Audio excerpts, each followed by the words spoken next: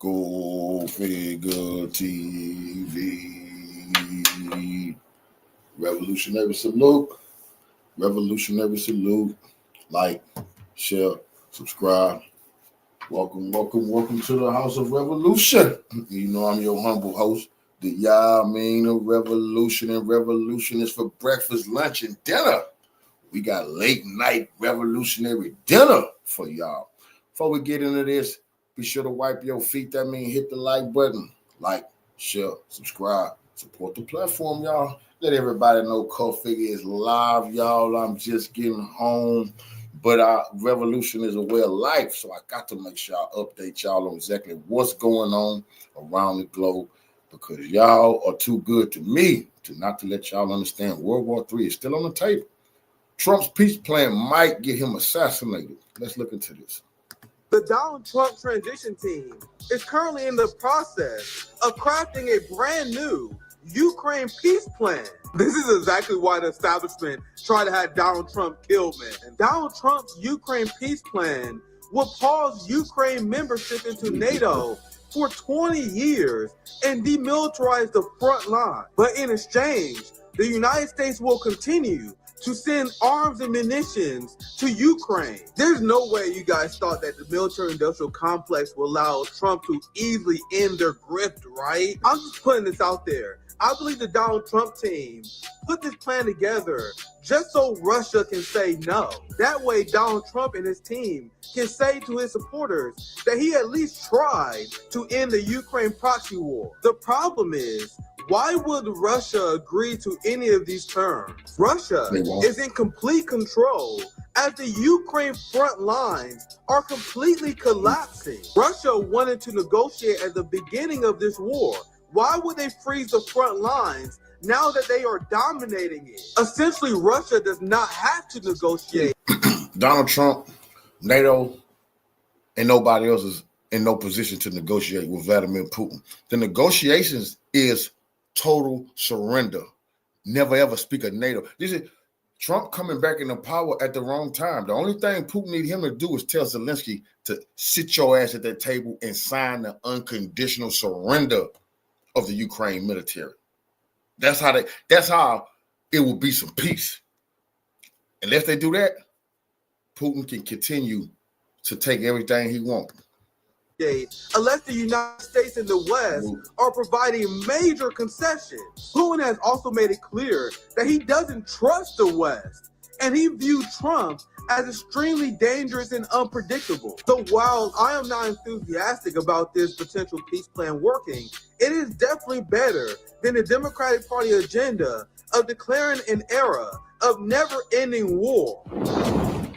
See, Trump got to be real careful with this Ukraine peace situation, because NATO will knock him off, and if he play Putin the wrong way, Putin will knock him off.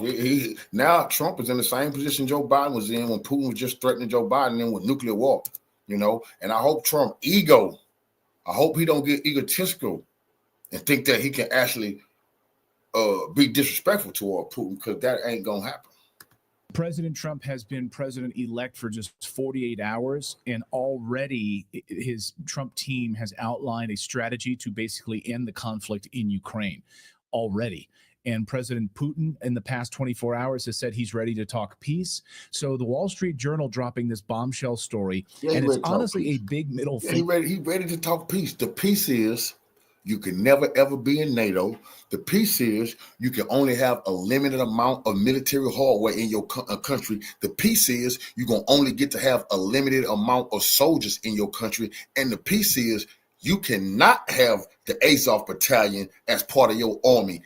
He would never allow the neo-Nazis to continue to be part of the Ukraine military. So until they address those neo-Nazis, it's a no-go. Putin's population won't let there ever be a peace if it's still Nazis and they still got supreme military hardware. It ain't gonna happen. Finger to Europe, and with the warmongers in the United Kingdom, remember there was a peace plan in place. Boris Johnson and the merry band of UK warmongers got in the way of the peace plan that kept this thing. Now, What was that peace plan at the beginning? And when Ukraine agreed to the peace plan, then Boris Johnson and the U.S. tricked Ukraine, telling them they would give them all the weapons to defeat Russia. They would stand with them. That what you can't give nobody weapons to defeat Russia. You don't have those type of weapons. Anyway, if you go back to that peace plan, pretty much what I just outlined, Ukraine will only be allowed to have so many military soldiers in their country. Ukraine will never, ever, ever, ever, ever, ever get to be a part of NATO. Ukraine absolutely cannot have fascist Nazis in the military or part of their government. And Ukraine never, ever, ever, ever, ever will get Crimea back. You can forget about it. Now, guess what? You will never get those countries, Donbas region back. That ain't gonna happen. What they negotiating for now is to keep Odessa and Kharkiv. See, Russia letting them know, if you don't sit down, we're gonna take Odessa and we're gonna take Kharkiv. Remember I said the negotiation is gonna be harsh. Putin already told them it's gonna be harsh because you kept struggling. You kept struggling, kept fighting. Won't be no NATO. Ukraine won't be smiling when this peace deal go down. And once again, it's nothing Trump can do except let Ukraine know we're not finna arm you and fund you. You need to sign that peace plan. Going. Hundreds of thousands of additional Ukrainians were killed as a result of this boondoggle, and Brussels. And so the European Union specifically were pushing for this to be prolonged. Well, now those chickens are coming home to roost. So here's what the Wall Street Journal is reporting overnight, that Trump would immediately demand that Ukraine stop all combat operations. Okay, and set up an 800-mile demilitarized zone. So that means all of the Donbas and these regions, that's exactly what they wanted. They wanted combat operations to stop. They wanted to stop being genocided since the 2014 coup that was backed by the CIA and the Obama administration under Victoria Nuland that set this whole process in place. And all of those people that were being killed in Donetsk and throughout all of the Donbas would be protected. No more military action, and basically moving towards peace. Now, the plan emphasizes halting combat in Ukraine, but still providing military aid. This is where I think President Trump likely will step in on some of this talk on this and probably bar Ukraine from getting any additional U.S. weapons, especially if J.D. Vance has his say on this, stop sending any weapons at all. So right now, this may be a compromise, right? Yes, you lose the Donbas region, which is fully ethnic Russian. They voted, of course, to become Russia. They said they wanted to become part of Russia. They're tired of being killed by Ukraine. Resources so you're done with that. That's done, gone. You're going to stop military operations. And yes, the United States would still be funding or... It's still 12 trillion more. Now, Putin already took 10 trillion. Remember that, $10 trillion.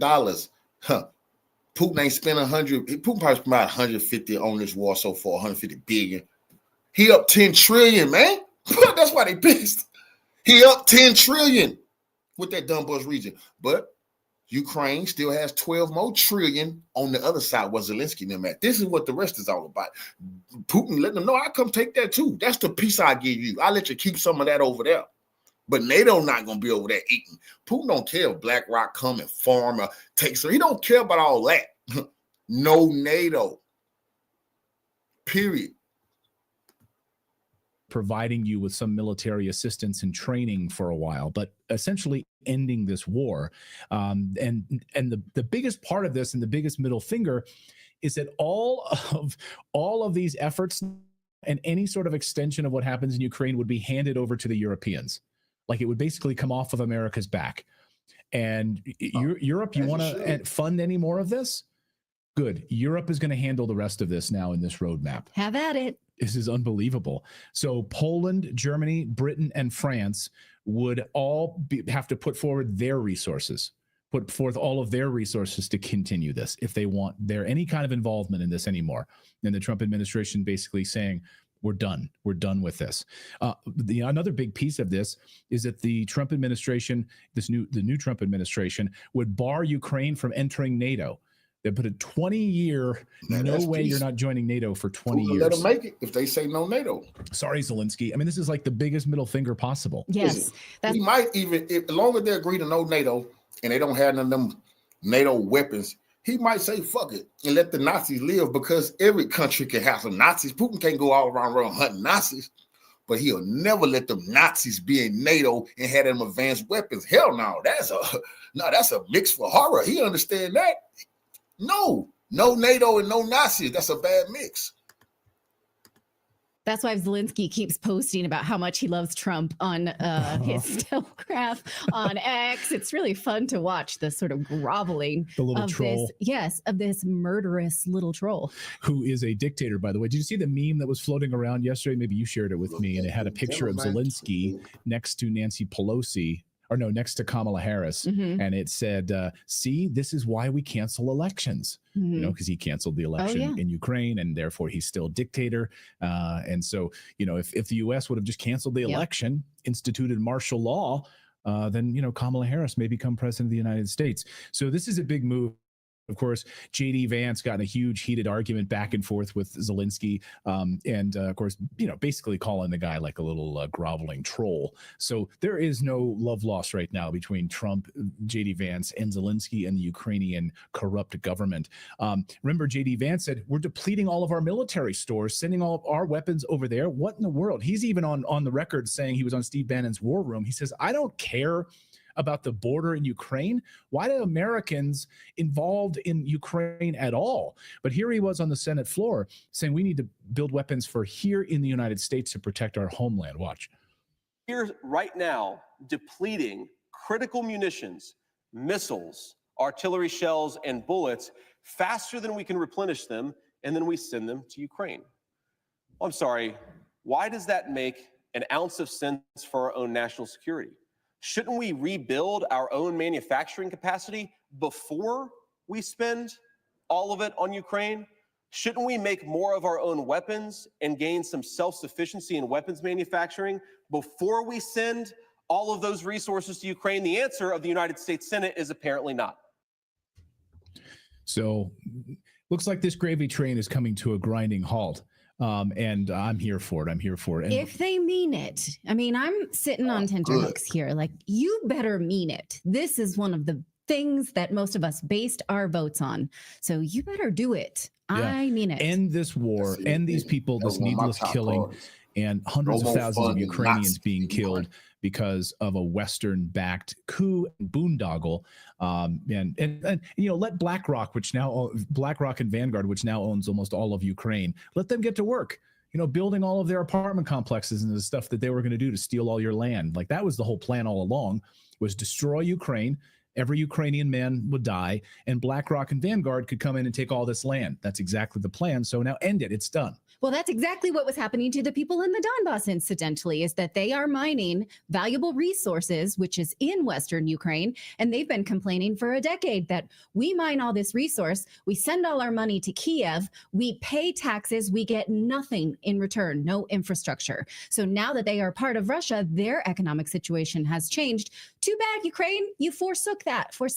What's past tense of forsake? Forsook, maybe? I don't know. People asking about Gaza. Yeah, that's the other big question. What are they going to do about Gaza? And over the past 24 hours, there are indications that Hamas is ready for peace talks. Mm-hmm. We'll see. I mean, right now, as our friend of the show, Dan Cohen, had tweeted, Gaza is a parking lot and has been utterly and totally destroyed. It is a massive, massive land grab, as you know. And so we'll see. I think Trump absolutely does not want any war to continue in that region. He's absolutely said that. We'll see if he calls up, Netanyahu and says, end this now. But at the same time, Netanyahu is firing his head of the military. So we'll see how this all goes in Gaza.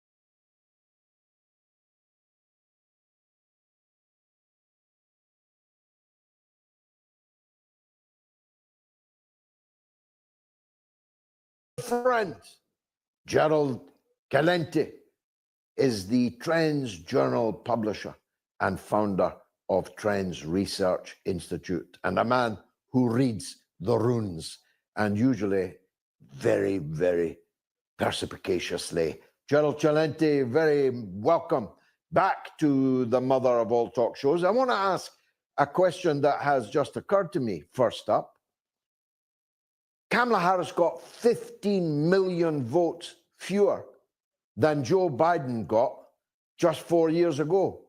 Where did these 15 million votes go?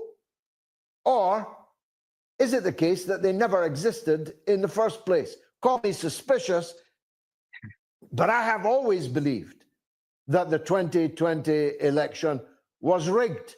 It's not of any significance now, but it is a historical curiosity, is it not? I believe it was rigged too. I want to make this clear. I'm a political atheist. We look at things the way they are, not the way we want them to be. And by the way, I called it wrong. I thought Harris was going to win. But before I go into that, I definitely think I know it was rigged. I was on a show on election eve in 2020, and they had all the charts coming in, and Trump was leading all over. Then all of a sudden, like 120,000 mail-in ballots come in, like in Wisconsin or Michigan, and Biden got all of them and Trump didn't get any. I said, what are you kidding? 120, you didn't get any? So I definitely think it was rigged. This election, I thought Harris would win. And I'm sorry, go on. Yeah, go on. No, go on. I thought Harris would win because of the midterm elections, that Biden was way down in the polls. The economy, inflation was skyrocketing. But they did lousy, the Republicans, in the midterm elections because of one issue, abortion. And I believe that Harris, and you see all the ads that were coming out, it was pro-abortion. Again, not what you want, what you wish, what you like, but I'm just saying what it was. And then you look at the data, and 67% of Americans are pro-abortion. So I thought she was going to get a lot of the women vote, a vast majority. She was going to get the black vote and the Latino vote. The black vote went down, and the Latino vote, more of them guys went for Trump. So the bottom line is, I was listening to you, and you really nailed it. The people are tired of this woke mentality. They're tired of being told what to do. And very important, who's running it? All the Biden administration was Obama 2.0. And that's all Harris was. This is the end of the Obama administration. This is going to be the time for a new Democratic Party that used to represent the old Democratic Party, but it changed when Bill Clinton came in. They called him the New Democrat. Oh, he's the guy that sucked our jobs out of America and brought NAFTA to send them to Mexico. Oh, he's the guy that did away with the Glass-Steagall Act so the big banksters could get bigger. Oh, he's the guy that did away with the Federal Communications Act in 1996 that allowed 6 companies to own 92% of the American media, when there were thousands of independent radio shows, TV stations, and newspapers, all gone. This is the Bill Clinton that brought China into the World Trade Organization and manufacturing sucked out of the country. So now what you have is the middle class in America is dying, and Trump promised to bring it back. And he is representing a revolution of thought in America. So this is a big one. And again, I thought she'd win. And this is important too. According to the data, the polls, only 4% of the people are concerned about global issues. I felt that listening to a lot of the Vox Pops last night, through the night. Nobody was talking even about Ukraine, about Gaza, never mind global issues. They were all talking about the economy is stupid. Clinton got that right, didn't he? That if the government is presiding over an economy where, there you go, where you don't have... There's a T-shirt that I did in 1992 when Clinton ran. Beware a Slick Willie. 1992. Yes, Slick Willie, he turned out to be indeed. Now, Gerald, the question is now, will Trump deliver? Will, for example, RFK Jr. be allowed to make America healthy again, which will come at the cost of the vast profits of Big Pharma? Will he reopen the JFK, RFK assassination files? Will he release the Epstein client list? Will he make sure that jobs come back to America? Will he live up to the expectation of the millions of people that voted for him? What's your view? On the RFK Jr., yes, I believe he will give him a lot of freedom to do what he wants to do. And that's why, he came into the club, and he wouldn't have done it without it. And I've spoken to RFK Jr. twice, so I think that is he'll do that. On the issue of releasing the JFK papers, Judge Napolitano, who I do a podcast with every Wednesday, and we're very good friends, he spoke to Trump, and you could listen to Napolitano say it, when he was supposed to release the papers back when he was president. And he said to Judge Napolitano, and Napolitano said, "How come you didn't release the papers? You said you were going to do it." This isn't exactly what he said, but words to the effect. He said, "Judge, if I released what I've seen, it would be a catastrophe," or words to that effect. But now that RFK Jr. is there, he may release them. On the Epstein files, no, because there's also talk about Trump. That was one of his good friends. So you don't know what's going on with that either. So I don't think on the Epstein they're going to release it. And I also think that Trump is going to end the Ukraine war by not giving any more money to Ukraine, and it's going to wind down. But I'm concerned that Ukraine will do a false flag event, like blow up a nuclear, something will happen that will get America back into it. But on the Israel war side, that's a toss-up, because he got $100 million from Sheldon Adelson, and he moved the embassy from Tel Aviv to Jerusalem and told the Israelis, that land you stole over there in the Golan Heights, it's yours. And then Sheldon Adelson's wife gave him another $100 million. So I don't know what his position is going to be with the genocidal war going on in front of everybody's eyes. And again, that most Americans care less about. Well, let's break them down, Gerald, because most Americans couldn't care less about them, but the rest of the world cares a very great deal. And I know that you do, and you know that I do.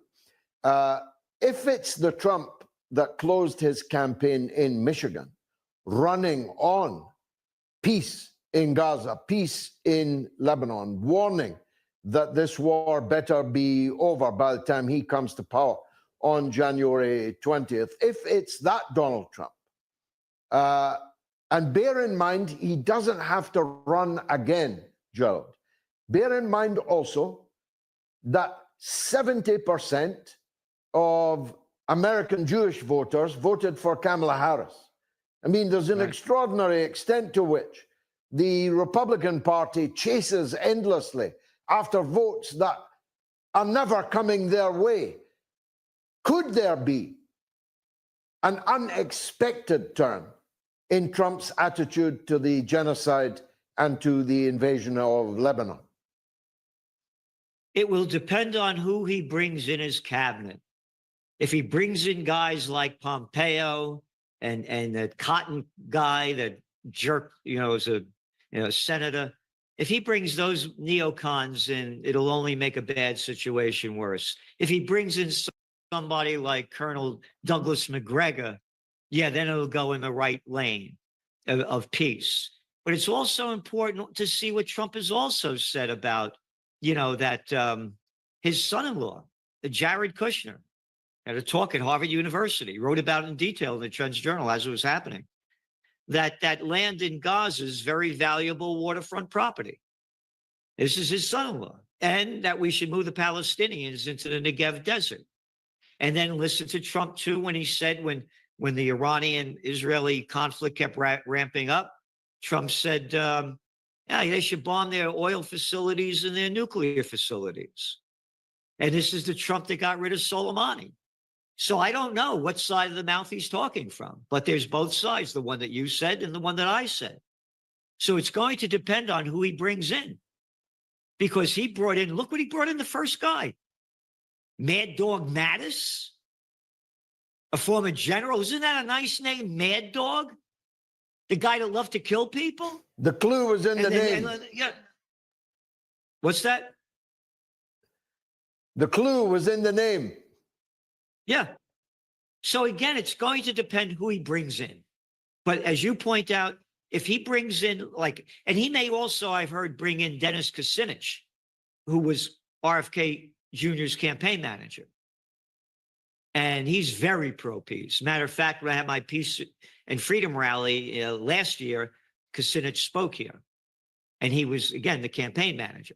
So if Trump brings those kind of people into his cabinet, this could be the America that he promises to make great again. Well, the big enchilada is the Ukraine war. The reason why I'm very happy that Harris lost, without being happy that Trump won, I'm very, very ecstatically happy that Harris lost, is because we might have been heading for World War III in the Ukraine. And now, almost certainly, we will not be.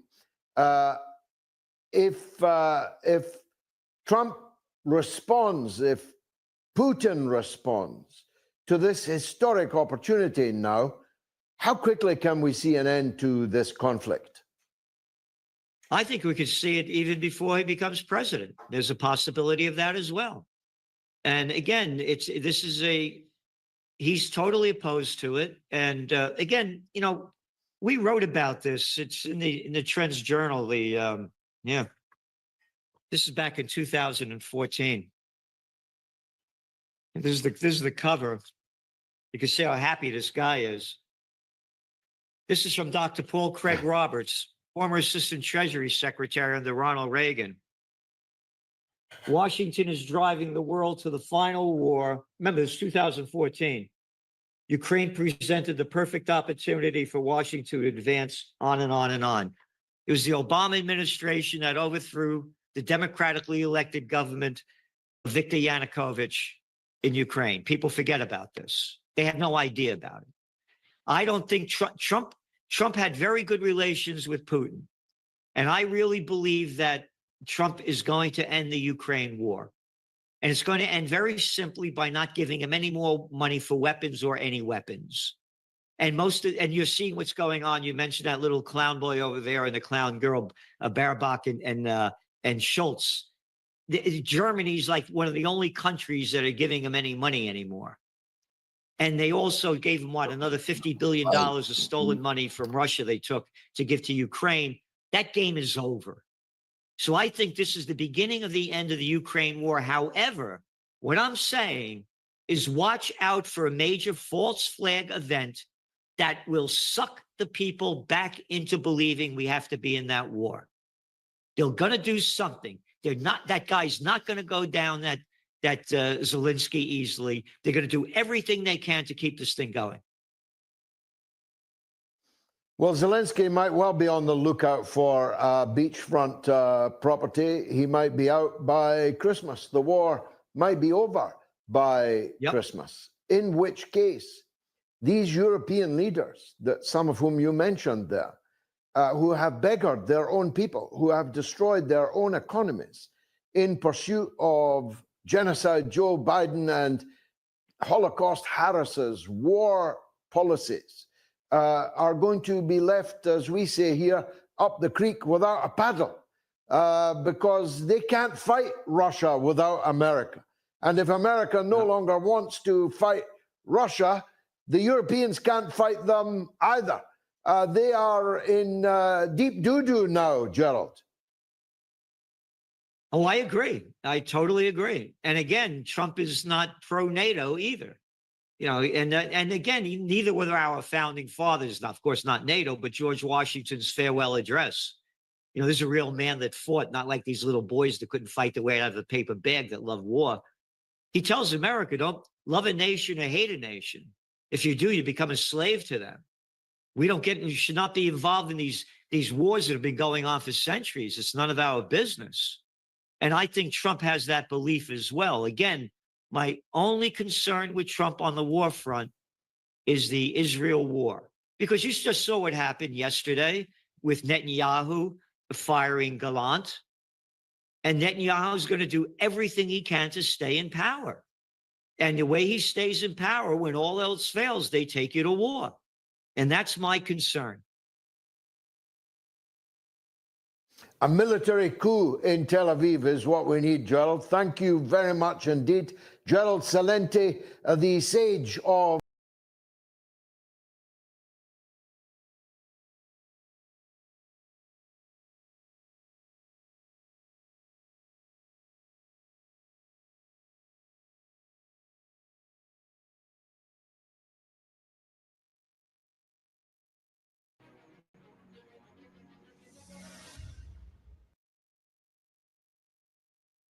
decisive American presidential election. Colonel Douglas Macgregor joins us now. Colonel Macgregor, welcome here. Always a pleasure, my dear friend. We both had late nights last night. I want to talk to you at some length about the collapse of Ukraine, as you have said, in slow motion. But of course, we need to address the likely changes, if any, in American foreign policy attendant upon the election of Donald Trump. You served in Trump's Defense Department as a senior advisor, I believe, for the last year and a half, 2 years of his first term. Recently, he mentioned that among his candidates to become Secretary of Defense would be, of all people, Mike Pompeo and Tom Cotton. He has notoriously a $100 million debt to Mrs. Sheldon Adelson. Taking into account your knowledge of the Defense Department and these facts, the debt to Mrs. Adelson and the interest in Cotton and Pompeo, what does this tell you? Well, let's keep in mind that he's now on his way to being commander-in-chief. And while the donors exert enormous influence, as you rightly point out, he is now commander-in-chief, and he has to make decisions that he thinks are in the interests of the American people first and foremost. Whether or not he picks from the slate that you just mentioned or decides on another course of action is unknown. You and many others, Judge, I think Ron Paul was someone else, Rand Paul, Mike Lee, many people have said to him repeatedly over the years, personnel is policy. I think he understands that. I think he knows it. So we can't be 100% certain of whatever the rumors are right now. We have to, frankly, we do have to be patient, wait and see, because I can tell you from my interaction with him that in his heart of hearts, this is someone who is absolutely opposed to war. This is someone who doesn't want any wars, doesn't want conflict. And if he's got the flexibility and maneuver room to avoid it, he will do so. Man, he don't want war. And I think he does. I think it's actually very good that we are at a kind of standstill in the Middle East right now. And I think given what's happening in Ukraine, that can be closed out quicker and sooner than obviously the Middle East. But I think that's his inclination. And he's beset with so many challenges. The last thing he needs is conflict overseas. It's not going to help him here at home. It's not going to help him achieve what he wants to here in the United States. And as we've always said, and I think he believes this as well, the most important things happen right here inside the United States, not beyond our borders. Colonel, Mrs. Adelson gave him $100 million to expand the borders of Israel. And the first phone call he took last night, 2:00 in the morning, was from Benjamin Netanyahu. And he said a month ago that he told Netanyahu he'd give him whatever he needed. So I don't share. I don't have the knowledge of the way the Defense Department works or the way the military works. Revolutionary salute to our brother Ricardo for the donation to the war chest. Revolution is a way of life. Absolutely appreciate the love, family. Salute to you. I know the way his head works from all the time I spent with him, but I don't share your optimistic view that the neocons will be banished. I mean, why would he even be considering people like Connor Pompeo unless he wants a World War III, a trigger-happy person, somebody who's happy to fund 850 foreign military installations, no matter the cost to the taxpayer? No, I can't refute your argument. I think that's a good point. We've seen in the past, though, that regardless of whomever is there, he continues to think for himself and does what he wants in spite of all the advice he gets. Now, the good news, I think, if there is any, is that the people in the Defense Department at lower levels in the armed forces, especially the Army and the Air Force, and I think to a lesser extent the Navy, are all acutely sensitive to the prospects of a major, major war in the region. And we're not prepared for it. And he knows we're not prepared for it. I'm sure he's been told that. Not necessarily by the Harris administration, but by others who are in a position to know. So it would be very, very foolish for him to pursue a course of action that guarantees future conflict. Now, beyond that, I don't know what he's going to do. Expanding the borders of Israel sounds great. And then you got to look at the map and figure out how you are going to reach some sort of amicable agreement with hundreds of millions of people who are affected by those changes. Right. You and I know that's a tall order. Would Prime Minister Netanyahu, whose behavior seems to be utterly and totally devoted to preserving his own time in office and his own legacy, consider fighting a war with Iran without a promise from President Trump to back them up? I think it's unlikely, although you don't know the extent to which he feels he can trap the future president as well as the current administration in a war that they would otherwise not want to fight.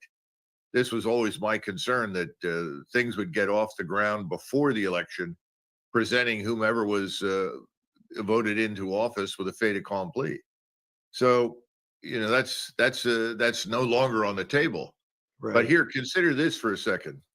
There are a lot of people with greater expertise than I have in the Middle East, and many of them have told me that the Iranians have also waited for the outcome of this election, and given his very forceful rhetoric, very belligerent rhetoric towards Iran, the thinking in Tehran is that they might as well let loose and do as much damage as they can to Israel, regardless, because there's no point in exercising any more restraint, because there's no evidence that Mr. Trump is prepared to exercise that restraint. So that's a good example of what the impact of the election is, at least in the minds of the Iranians. Now, on the Israeli side, it may be the opposite. They may feel that they're now entitled to use whatever they have to destroy the nuclear facilities and potentially go after the oil production system. Who knows? Again, this is all speculative, and I wish I knew more, just as you do, but I think we have to reckon with those kinds of feelings right now. Well, one of the certainties is that Lloyd Austin will be back on the Raytheon board. I shouldn't laugh. The revolving door is reprehensible, but well known and acknowledged by the people who enjoy the benefits of it. Yesterday, as if to time this with the American presidential election, or perhaps to time it with the revelation of embarrassing national security, Israeli national security documents showing that Prime Minister Netanyahu, effectively undermined the ceasefire negotiations. The Prime Minister fired his defense secretary, or defense minister. The defense minister gave reasons why he believes he was fired. We'll run a brief clip on that in a minute. Yesterday, it was also revealed that a Israeli court lifted a gag order on Shin Bet. And Shin Bet, the Israeli FBI announced that it has been investigating Netanyahu since June of this year as to what he knew and when he knew it about October 7th of 2023. What do you make of all this? Well, some of your viewers may recall that Golda Meir was ultimately held responsible for the disaster in 1973, ostensibly because she decided to disregard warnings about an imminent Egyptian attack across the canal. Now, in those days, it was a little different. The Egyptians had practiced assaulting the canal so many times that the Israelis became convinced that they were watching something similar to what we used to see in East Germany when I was stationed there. With the Soviets would also practice these moves that looked like imminent attacks toward the west, and then just before they reached the border, they would halt, turn around, and then go back to their barracks and prepare to repeat the same sort of thing in the future. That was a terrible mistake. There was also a view that there was incompetence in 1973 in terms of the way things were set up and the very weak manning of the line in Suez. So the Israelis know what they're doing when this sort of thing comes. And I do think that it will become very, very clear that 7 October was allowed to happen, that it shouldn't have happened. And I think that will come out. And that, of course, will be the end of Mr. Netanyahu forever. The question is, will the Israeli state itself survive all of this in the long run? And I still think that's very much up to, well, it's simply unknown. Here's now former Defense Minister Gallant. This is a 10-minute statement, but Chris has edited it down to less than a minute, giving what he says are the 3 reasons why he was fired. They're all very interesting for our purposes, Colonel. It's in Hebrew, but there is a translation, of course. Sonia, cut number 6. This dismissal comes as a result of a dispute on 3 issues. The first, my firm stance that everyone who is eligible to be drafted to the military must be drafted to the military. They must serve in the IDF and protect the state of Israel. Second, our moral obligation to return our sons and daughters, the hostages. The third topic, the need to implement learning from the mistakes of the war. I support a deep investigation into looking into who is responsible, and I call for a national commission of inquiry. So none of this should come as a surprise, Colonel. I suggest that the argument that everybody who's capable of drafted must be drafted refers to the Orthodox and ultra-Orthodox. The Israeli Supreme Court, by a vote of 6-1, said that their reading of the law was that the Orthodox were subject to the draft. Netanyahu obviously resisted that, notwithstanding the lopsided vote in the Supreme Court, because of the right-wing members of his cabinet who didn't want it. The second one I suggest refers to those documents showing that Netanyahu was willing to sacrifice the hostages in order to extend the war. And the third I suggest to you has to do with an investigation of Netanyahu himself. Does this make sense to you? Oh, I think it does. Something most Americans don't understand is that, contrary to many of their assumptions and beliefs, Israel at its founding was by no means a religious state. The Israeli state was founded by Jews in the ethnic, cultural, racial sense of the word. Most of them were absolutely not religious. And in fact, in the discussion, someone raised the question of whether or not they might consider barring the immigration of the Jewish sects that you're referring to into Israel. And the consensus was, we don't need to do that because life here is tough. It's hard. It's dangerous. They'll never come here. Well, of course, they were wrong. And now they're a substantial portion of the population that wields real power. So I think that's a sore point for most of the Israelis that serve in the armed forces and have served in the past. Secondly, I think Gallant is also signaling that he was not responsible for what happened on 7 October and is quite anxious to see the person who is held accountable. I suspect that will be Netanyahu. But Gallant also knows that when you take a job like this as a defense minister in the middle of a war, you're inevitably going to end up at some point somebody's scapegoat or sacrificial lamb. So I think he was also making that clear. And finally, he's talking about the lessons that have to be learned that weren't learned. Well, let's be frank, things have not gone well in Gaza. They haven't gone well in southern Lebanon. And the Israelis have done everything they can to conceal that particular truth. Now, how high were the casualties? I don't know, but you don't have to go very high in Israel before it has a profound impact on the population. And I think that's another irritant for him. I think he was also someone else that said, look, we have to practice economy of enemies. And you'll remember a few weeks ago, we watched a cabinet meeting where Netanyahu said, we're fighting on 5 fronts. And then subsequently it was on 7. And we're going to settle accounts effectively with everyone. We're going to go and we're going to destroy everyone. I think Gallant was one of those people that said, that's not possible. We have to rein in or suppress these expectations. We have to look at our resources, our capabilities. We have to focus like a laser on what we need to do quickly and win, as opposed to what you're planning, which is effectively a limitless war. Of course, all of that is predicated on unconditional support from us for whatever they do. And I don't think Gallant was someone who believed that that was going to work over the long term.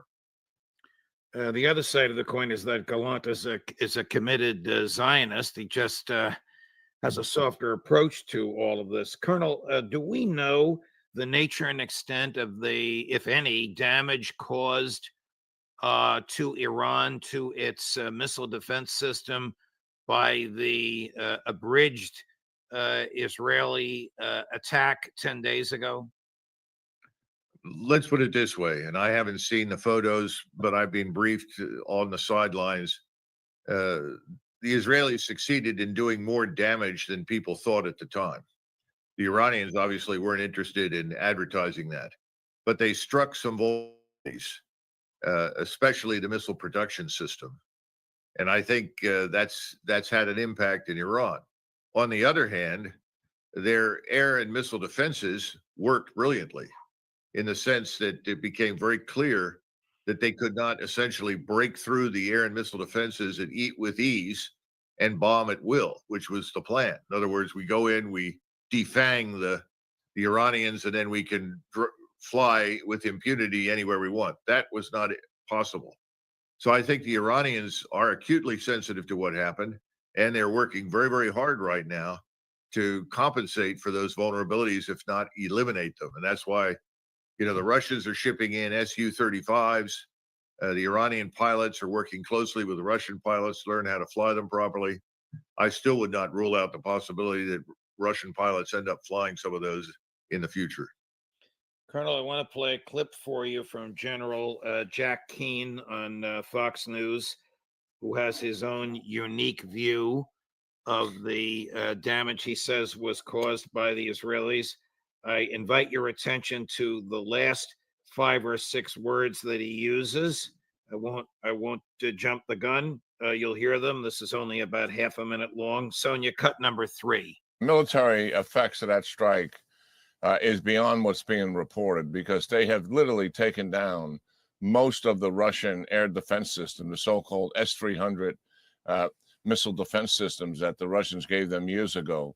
And that's what's really protecting their nuclear enterprise, their oil and gas industry, and other key strategic assets like the missile production factories that the Israelis did destroy at multiple sites. Those were ballistic missile factories, by the way. So yes, this air defense system destruction is really powerful, because Iran is sitting there essentially naked. Is Iran sitting there essentially naked, Colonel Macgregor? No, that's an exaggeration. But he's half right. And he's saying exactly what I told you, that this was more destructive and more effective than was originally reported. And most important, the missile production capability was damaged. The S-300 is a much older system, and it's not the only system that's there. They have the S-400 as well. And again, I think much of that has been repaired. And we'll see in future operations to what extent the Iranians have, as I said, compensated and repaired the problem. The Israelis are doing the same kinds of things. And they experienced something very similar when the hypersonic missiles found their targets and demonstrated that the Israelis could do nothing to stop it. So, I think you have to say on both sides right now, there's a realization of their respective vulnerabilities. The problem that I have with Israel's determination to start this war with Iran is that there are almost 100 million people in Iran, in a nation that's the size of Western Europe. Compare that with Israel.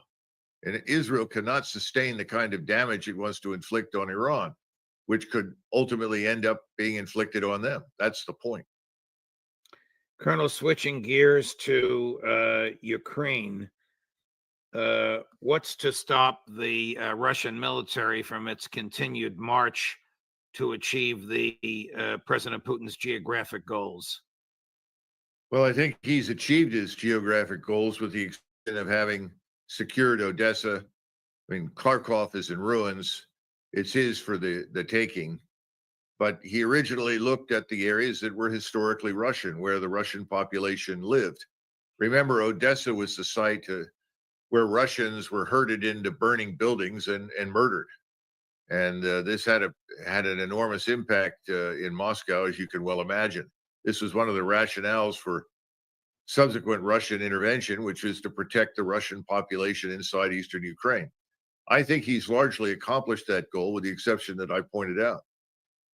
Right now, the conditions on the battlefield in Ukraine are truly horrific.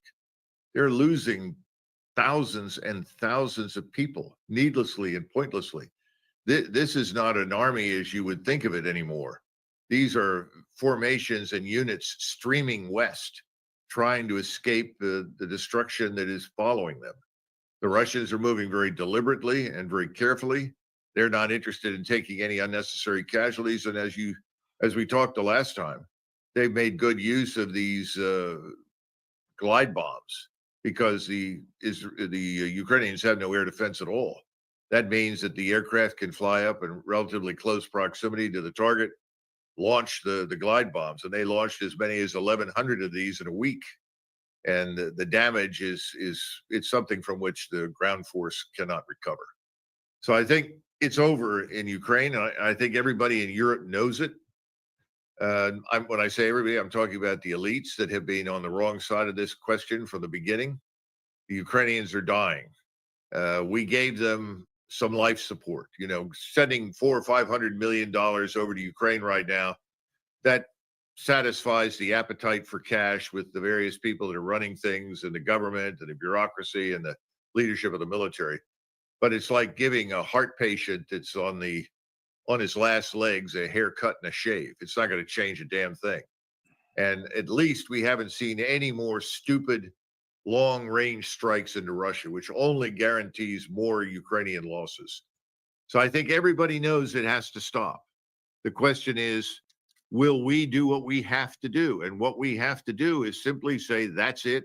We're suspending all military aid. And we're getting all of our citizens in uniform and out of uniform out of Ukraine.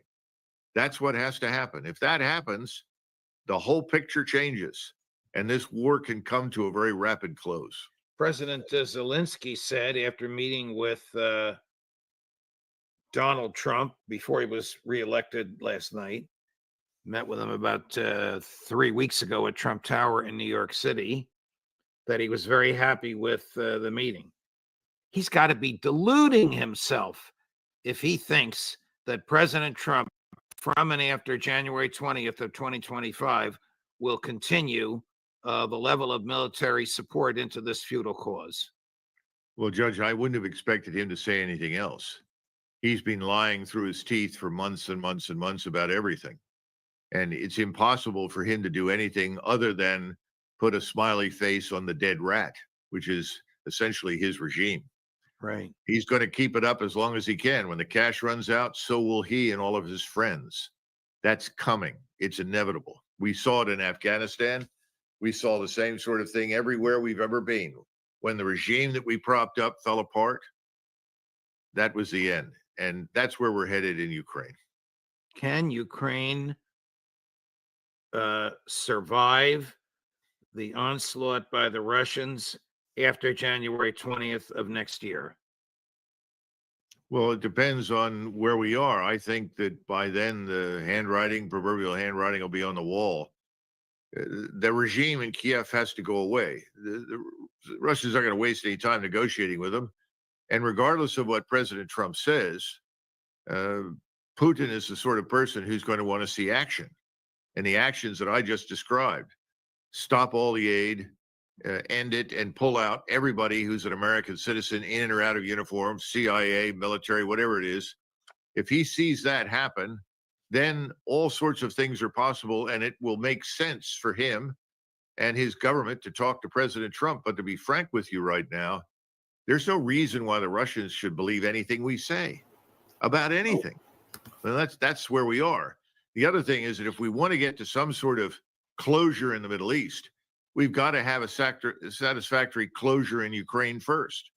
Otherwise, our position in the Middle East is equally untenable, as we're going to discover once the missiles begin to fly again. So this presumes a Secretary of State who will speak with his Russian counterpart, Foreign Minister Lavrov, and who, with respect to Prime Minister Netanyahu, will not act as if he's Netanyahu's lawyer. The anti-Tony Blinken. Agreed? Yes. I think I'm looking at the anti-Tony Blinken. Well, I wouldn't hold my breath on that one, Judge. But the bottom line is, no, you're correct. And that's why this whole business of, as you've said, and Rand Paul, and others, personnel is policy.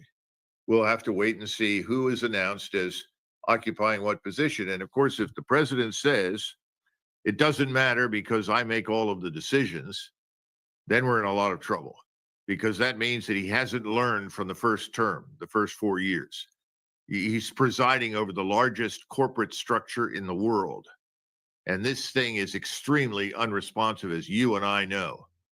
So he's got to do two things simultaneously. He's got to deal with what we've been discussing, and that corporate monster, the Leviathan, has to be cut down to size. And he's got executive order power. He's got a number of authorities as president that allow him to do many, many things with the executive branch.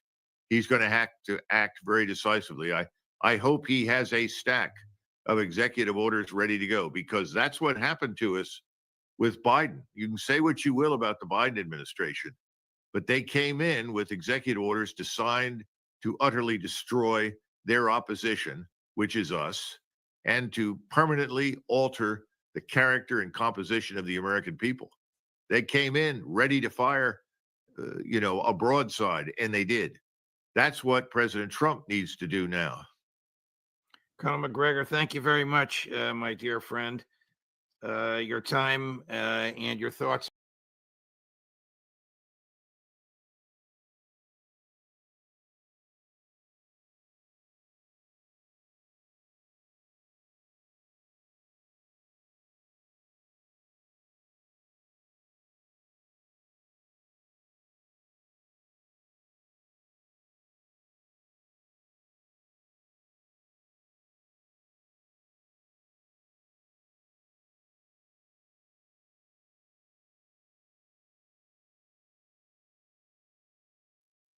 Garland Nixon here with Scott Ritter, and of course, we're in the process of witnessing what appears to be a change of power in Washington, D.C., and there's all kinds of discussions about the potential for ending the Ukraine conflict and further. That basically they're going to push for, as they say, they're likely to push for a settlement that doesn't appear to give a major win to Moscow. And apparently this one idea in here is, hey, we'll freeze the line of contact. We will keep pumping Ukraine full of weapons, and but it'll be paid for by the couple of issues here. It'll be paid for by the Europeans. The Europeans are going broke. In fact, let me add this. Right now, Olaf Scholz's government is collapsing, and when I read why it's collapsing, it's because they're arguing over more aid for Ukraine. Bottom line, they got problems. Your thoughts, and when it comes down to it, to me, the offers that would be made in the context of the U.S. empire that says we are going to walk away without getting our nose bloodied, none of that crap would be acceptable to Russia. So let's talk about this, Scott. it seems to me that ultimately this thing gets finished on the battlefield. I don't know your thoughts on Trump's potential ability to end the conflict. Well, first of all, when I read the Moon of Alabama article, it's no criticism of him, but the notion that there's 3 people inside the Trump transition team who have, with Trump's support, articulated a plan as complex as this, a plan that requires diplomacy, a plan that requires the consideration for your European allies, and of this complexity, and one that requires a confrontational stance towards Russia. I say that no. I mean, Donald Trump has not tasked 3 people in a transition team to write such a plan. I'm not saying such a plan doesn't exist. I'm saying it's not a Trump plan. Right. It's not a Trump plan. It's far too complicated. It requires far too much diplomacy. It requires too much. I mean, there's too much there that can't be done as a transition team. The idea that Donald Trump is going to be out there making the phone calls, sending delegations out to do all this before he becomes president is stupid. Literally. And illegal. And technically it's illegal. As hell. It's as illegal as hell. Remember Mike Flynn, his former, he got in trouble because during the transition period, he was, taking phone calls from Russians. Can't do it, man. Can't do it. So no, it's just it's a non-starter in my mind. I'm not saying I could be wrong, but no, it doesn't make any sense. I think Donald Trump has a plan. It's called starvation, resource starvation. And I think Donald Trump can make a phone call to Zelensky that just says, look, when I come in, we're turning the spigot off. It's off, full off. There ain't nothing. And you're going to die. But between now and then, you're welcome to sit down and craft out the best peace deal you can get. But when I come in, it's just the spigot's off. The idea and the idea that he's going to make a threatening phone call to Putin is stupid. It's just there's no indication that he is even thinking in this way right now. The Russians have put out the right feelers. They're willing to talk with Trump. And I think Trump will early on seek to have that conversation. But the process to begin that kind of talk begins on January 20th. He can't do anything beforehand. It just isn't going to happen. Remember, there's going to be a lot of pressure on him across the board to do a lot of things. This is a revolution that we're talking about here. This isn't just another, transition government. Donald Trump's come in with a mandate for change, and that change will be manifested in revolutionary measures. We're talking about shutting down departments. Let's see what happens when he fires the head of the FBI and shuts down the Department of Justice's National Security Division. Let's see what happens when Bobby Kennedy goes to work on the Food and Drug Administration. I mean, there's all these things that are happening here that are going to have Trump's focus domestically. Doesn't want to get bogged down in a pissing match with Russia over Ukraine. So this plan that's put out there, it's the most un-Trump-like plan imaginable. This is the kind of stupidity that the Heritage Foundation puts forward, or the Cato Foundation, or the neocons. And that's what I think happened here. Is there's 3 neocons who got together and they spoke at one time with Donald Trump Jr. And they said, he said, well, we'd be interested to hear what you have to say. But they're not part of a transition team that doesn't exist. The transition team does not exist. So the idea that they had a transition team plotting Ukraine strategy, it's just absurd in the extreme, and it's the most un-Trump plan ever. The Trump plan is, hey, President Zelensky, we're shutting off the spigot. Deal with it. Click. That's the Trump plan. Yeah, it kind of sounds like my dad's plan. You better handle it, son. You better handle your business. You know what I mean? I got things to do. But at any rate, here's the other part of it too. Again, as a person who studies Zen, right? If you see a muddy puddle and it's all stirred up, how do you fix it? You leave it alone, right? Yeah. Any problem that you have, most of the time, a lot of problems that you have, the best course of action is no course of action. Trump doesn't need a plan. It ain't on his back. He said, I don't think this is a good idea. This is screw. What the hell are you people doing? Hey, we could all get blown up. I don't want World War III, right? So you're right. I never thought about this. But this makes, what you're saying, Scott, makes the most sense. They screwed this all up. And what did they say? Ukraine is an independent and sovereign nation. We can't do anything without Ukraine. Ukraine's going to have to say, now, under the Biden administration, that was a lie. It was a narrative. But if Trump comes in with that narrative and says, look, Ukraine's an independent and sovereign nation. Here's what we're going to do. It wouldn't be right for us to impose a settlement between them and Russia. Now, unfortunately, we can't provide any more weapons or money for them. And it's probably in their best interest if they get a deal with Russia. If they don't, it kind of sucks, to tell you the truth. But we got like hurricane shit we got to rebuild right now. So hey, have a nice day. There's a premise.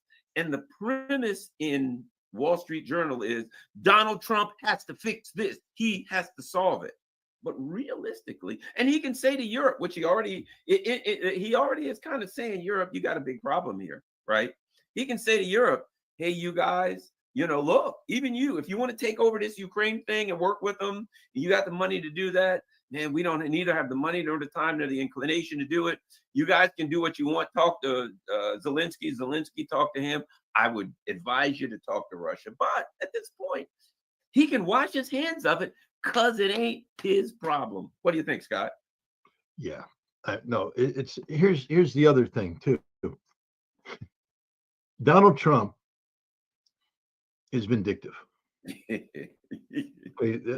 mean, who wouldn't be in his position? I mean, to be honest, you'd like to believe that your commander in chief's above the fray, but this is a man who was impeached, and the key witnesses at his impeachment. The impeachment was about Ukraine. I just want to remind everybody of this. Yes, the impeachment was about Ukraine, and the key witnesses against him were his team members that the establishment told him to put in there. Fiona Hill, the various ambassadors, Vindman. I mean, this is his team. Ciarella, the CIA guy who never testified but was there behind the scenes. This was his team. This was Donald Trump's administration that turned on him. And it was about Ukraine, and it was about Russia. And now you want me to believe that Donald Trump is going to turn to people that come from the same establishment, the so-called experts on Ukraine that have been trained in Georgetown, trained in Harvard, trained in Stanford, and they're all going to come together and he's going to listen to them. Guys, it's over. Donald Trump is, I believe, going to clean house and bring in new thinkers, people who aren't tainted by the same establishment that betrayed him on Ukraine. They impeached him because of Ukraine, and his team testified against him. If you think for a moment Donald Trump is going to say, yeah, it's okay, we're going to get the same actors in there, I don't think you know Donald Trump. Now, I'm not saying I know Donald Trump. I'm just saying I've been observing him for a while, and he seems like a fairly vindictive person. And in this case, he has every right to be vindictive. So I don't see him surrendering his policy to these people. And, here's the other thing.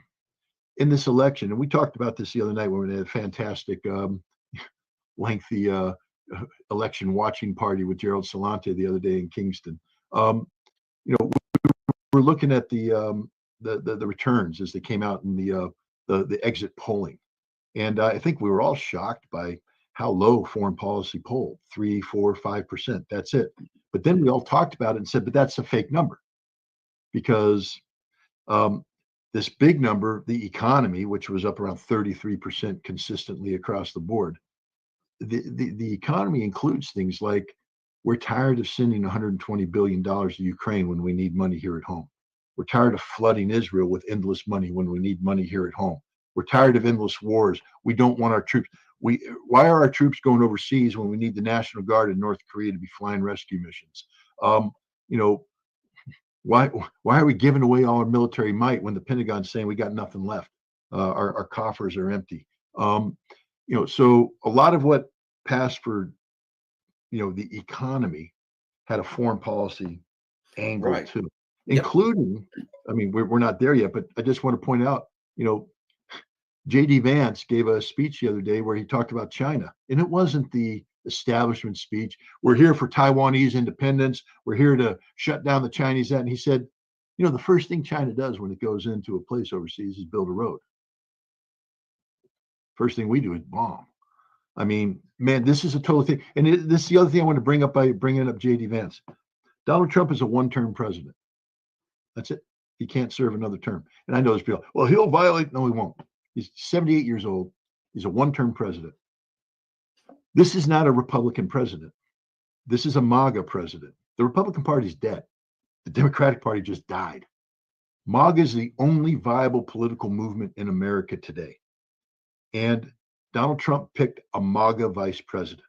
He didn't pick a Mike Pence. He didn't pick a Republican, an establishment guy. He picked the most anti-establishment Maga guy you could possibly pick. Why?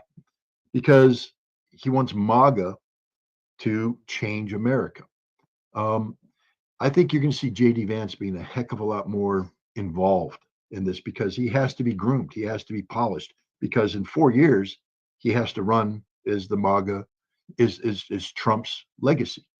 And so I think you're going to see a lot of J.D. Vance brought into these various policy things. And Vance is very much against continuing this war in Ukraine. He's a resource starvation kind of guy. Those are the people. And RFK Jr., let's never forget that RFK Jr. and Donald Trump Jr. wrote an article that was published in The Hill that was given the thumbs up by Donald Trump that talked about ending a war, not going to nuclear war with Russia, all these. So this is the direction I see the Trump administration heading right now. It's a direction that's influenced by the new political reality in America today. We're talking about a revolution. A literal revolution is taking place right now, which means you don't have revolutions that are anti-establishment in nature, only to fall back on the establishment to prop up your revolution. So anybody who thinks Trump's going back to pull forward, I think you're wrong. I think Trump is bringing in new bodies, and we're going to be seeing radically new policy initiatives. Whether they'll succeed in is another question. Yeah, I think what's going to be interesting to see what his cabinet looks like. I think that determines, when Obama came in, right? And everybody's like, hey, Obama's going to be different. I thought it was going to be different. And then when you look at his cabinet, you're like, Tim Geithner, Wall Street, you know what I mean? You started seeing, you're like, really? Hillary Clinton's in your cabinet? At that point is when we should have realized that things are going to be different. So I think we may see that this time, and we may find out that Trump is just a bunch of hot air, and if he brings Mike Pompeo in, he's truly the dumbest man that ever walked the face of the earth. Mike Pompeo is pure evil, who betrayed him, stabbed him in the back, prevented the North Korea deal, the whole thing. So if he brings Pompeo in, that's when I flush Trump down the toilet of life. Exactly. Yeah. That's what I'm saying. I'm gonna look. I don't know what's what or anything else. All I know is we will see if a mysterious guy ends up laying on a building in Butler, Pennsylvania again, looking at Trump. We will see if what his cabinet looks like. Right now, that's the next thing. What's his cabinet going to look like? Who's he going to choose? Is it going to be Tom Cotton or one of these other lunatics, right? And then once that happens, we can discuss further. Right now, it is what it is. One would have to think based on the historical context that, hey, they did everything they could to take. They charged him with everything in the world. I would think that Trump would be ready to, if nothing else, get some revenge. But we will see. Did you see Steve Bannon's talk? No. Man. Oh, man.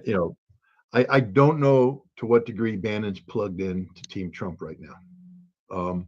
But he took a hit for Trump, and Trump appreciates loyalty. Bannon went to jail instead of responding to the January 6th thing. But he said Donald Trump's a merciful man. But he said, I'm not and we're not. And there will be vengeance against the people that have wronged him. And I just want to point out, did you see, again, these are the things I pick up on. Did you see Donald Trump and Melania Trump at when he gave the presentation? When he did his thing, there was genuine warmth there. I mean, I know they have their issues and a hand-holding crisis and all that kind of stuff. There's genuine warmth there. She has articulated, and I don't mean to get into the week, but this is very important to point out, guys. The FBI went through her underwear drawer. Wow. And she's pissed. The FBI raided Mar-a-Lago and went through her underwear drawer, and she's pissed. If you're a member of the FBI's National Security Division, I would strongly suggest you start putting resumes into Rent-A-Cops or whatever, because you're done. You're finished. It's over. You've been going after this guy. You are responsible for the 2016 Russiagate hoax. You're responsible for trying to bring this president down for 4 years of his administration, 4 more years of Biden, and you went through his wife's underwear drawer. And now Bannon's up there saying there will be vengeance. Okay, there's no way Trump doesn't deal with the issue. An FBI agent went through his wife's underwear drawer. Well, I'm going to say this too, and It's we've over. seen this in the past. I will guarantee you this, Scott. There are people in the FBI and the intelligence community all over the place that maybe didn't like what was happening, and they're waiting. And they're going to come out. We've seen whistleblowers, a few here and there. But now you'll see people come out and say, well, let me tell you, I was here and this is what happened here. And things that will be shocking to the conscience, right? Yep. What Trump, the idea that Trump won misses the mark. Trump didn't win. Trump got a mandate. A mandate. To use his favorite word, he obliterated the Democrats. The Democrats collapsed. He obliterated the Democrats. And from the looks of things, he got the Senate and the House, which means that even the anti-Trump Republicans now know I'm at Trump's mercy, because people that don't even vote for Trump voted for Trump. The demographics that don't vote for Trump voted for Trump. Everybody in America said you can interpret it one or two ways. You can interpret it, we want Trump, or you can interpret it as we hate what was going on. It doesn't matter. Anyway, they saw Trump as the cure. The amount of political capital that he has right now is incalculable. But there's more than that, Garland. The Supreme Court has said Trump cannot be prosecuted criminally for anything he does as president. All right, which means somebody. And they said we're getting there. They said that the only check and balance against Trump is Congress, meaning impeachment. If you think a MAGA Senate and a MAGA House is going to impeach a MAGA president for kicking the living crap out of the establishment, think again. This man, America has no clue what's about to happen. The potential here is unprecedented. You know, if you think Christopher Wray is going to survive as the head of the FBI for a day, Comey's going to be arrested. And I think the FBI is going to be rounded up, and there's going to be investigations. You know, Jim Jordan, if he's on a committee head, there will be hell to pay. There will be literal hell to pay. And here's the thing: the Democrats have nothing. They collapsed. There is no Democratic Party today. Biden, they made a fatal mistake in propping up Biden in 2020, because instead of growing somebody, Garland, had they let Donald Trump win the election that he was supposed to win in 2020, MAGA would be dead right now. MAGA would be dead because Trump would have failed. He was a 4-year president who was taken over by the establishment. Things were collapsing. Let him come in and collapse. They're talking about the end of democracy. No. Trump would have been a caged rat as in his last 4 years, and his policies would have been so bad that the Democrats would have been able to solidify control of the House, possibly get, of the Senate, possibly get the House, and in that period of time, grow a leader that could challenge whatever weak ass stuff. Mike Pence was his vice president. That he would never be president. So it would have been the end of MAGA. They would have killed MAGA, and the Democrats would have been able to move forward with their whole demographic revolution, making sure there's never again a Republican president. Instead, they put Joe Biden in, and they put Kamala Harris as the heir apparent, a woman who couldn't get a single delegate when she ran for president, has no national appeal whatsoever, an unknown a DEI candidate in every way, shape, and form. And and then they went through a process of launching a coup to remove Biden, put her in, and now she's gone. Where's their bench? Someone said Gavin Newsom. You think Gavin Newsom has national appeal? You're high. He couldn't run for dog catcher in any state but California. There's nothing, and they've got nothing else. The Congress, there will be no congressional opposition, and the reforms that Trump is getting ready to put in are going to be so damn popular in this country. The amount of resentment that exists in the American people towards the establishment is unreal. That's why Trump has this mandate, because people are sick and tired of the status quo ante. And the Republican Party's already dead. The Mitch McConnells and all those traditional guys, they're gone. Okay, there's a new wave of people. I'm not happy with them. I'm not sitting here saying that I'm happy with it. I hate Tom Cotton with a passion beyond belief.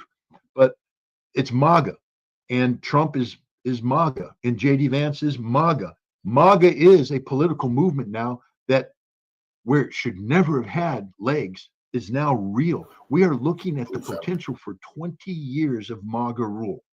4 years of Trump, 8 years of Vance, 8 years of Tulsi Gabbard. I'm just throwing that name out there. Right. But my point is, because they have the potential of revolutionary change, they're going to redesign how America governs itself. And the Democrats are going to be out there putting up Gavin Newsom. And so they'll get crushed. And by the time they run its course, the Democrats it's not going to be a Democratic Party. They're going to have to reform something, a centrist movement or something that could maybe run in 2036. But that's it. This is the end of the Democratic Party. It's over. They've got nobody. And Trump has the chance. Now, Donald Trump could screw this up. It's very easy. He could screw this up. And he could bring in the wrong people, and MAGA collapses, and JD Vance fumbles, and we move on, and the Democrats have a miracle in 4 years. But there is a real chance right now for a MAGA revolution that has sustained MAGA presence in government for up to 20 years. And that's earth-shattering. That's the kind of consistency that America has lacked for so long. When was the last time we had, 12 years of, when have we had 16 years of single party rule recently? No. Best we could get is 12. Yeah. And what we have now is single party rule. What we've been having is single party rule disguised as multi-party rule. That's right. The duopoly. Yeah. Right. And they come together. MAGA ain't part of the duopoly. MAGA ain't duopoly, man. Yeah. It's interesting to watch this, but and the one thing the Democrats could do to save themselves in 2028, there is something they could do. And you know what that would be? To have an open primary and allow everybody to run just like before. And the likelihood is that some Bernie Sanders-esque kind of person, now although Bernie ended up being a complete fraud, but you get my point. An outside person who thinks differently, I'm just using Bernie as somebody who's not a normal establishment, at least presents as somebody who people would say that's something different, would win. But they can't afford that because they're too corrupt, they're too insular. So their only way out is something they can't do. And hey, let them keep what did the Iranians say? Thank God for making my enemies fools. So, but at any rate, so let's get back to this. Based on what we're seeing, we're talking about as far as the resolution of the Ukrainian debacle, it seems to me that when it comes down to, because Trump ain't gonna go, he's saying, I ain't going in there fighting. I ain't going in there military. Don't ask me to send my ships in. No, I ain't entered Europe. That's your problem.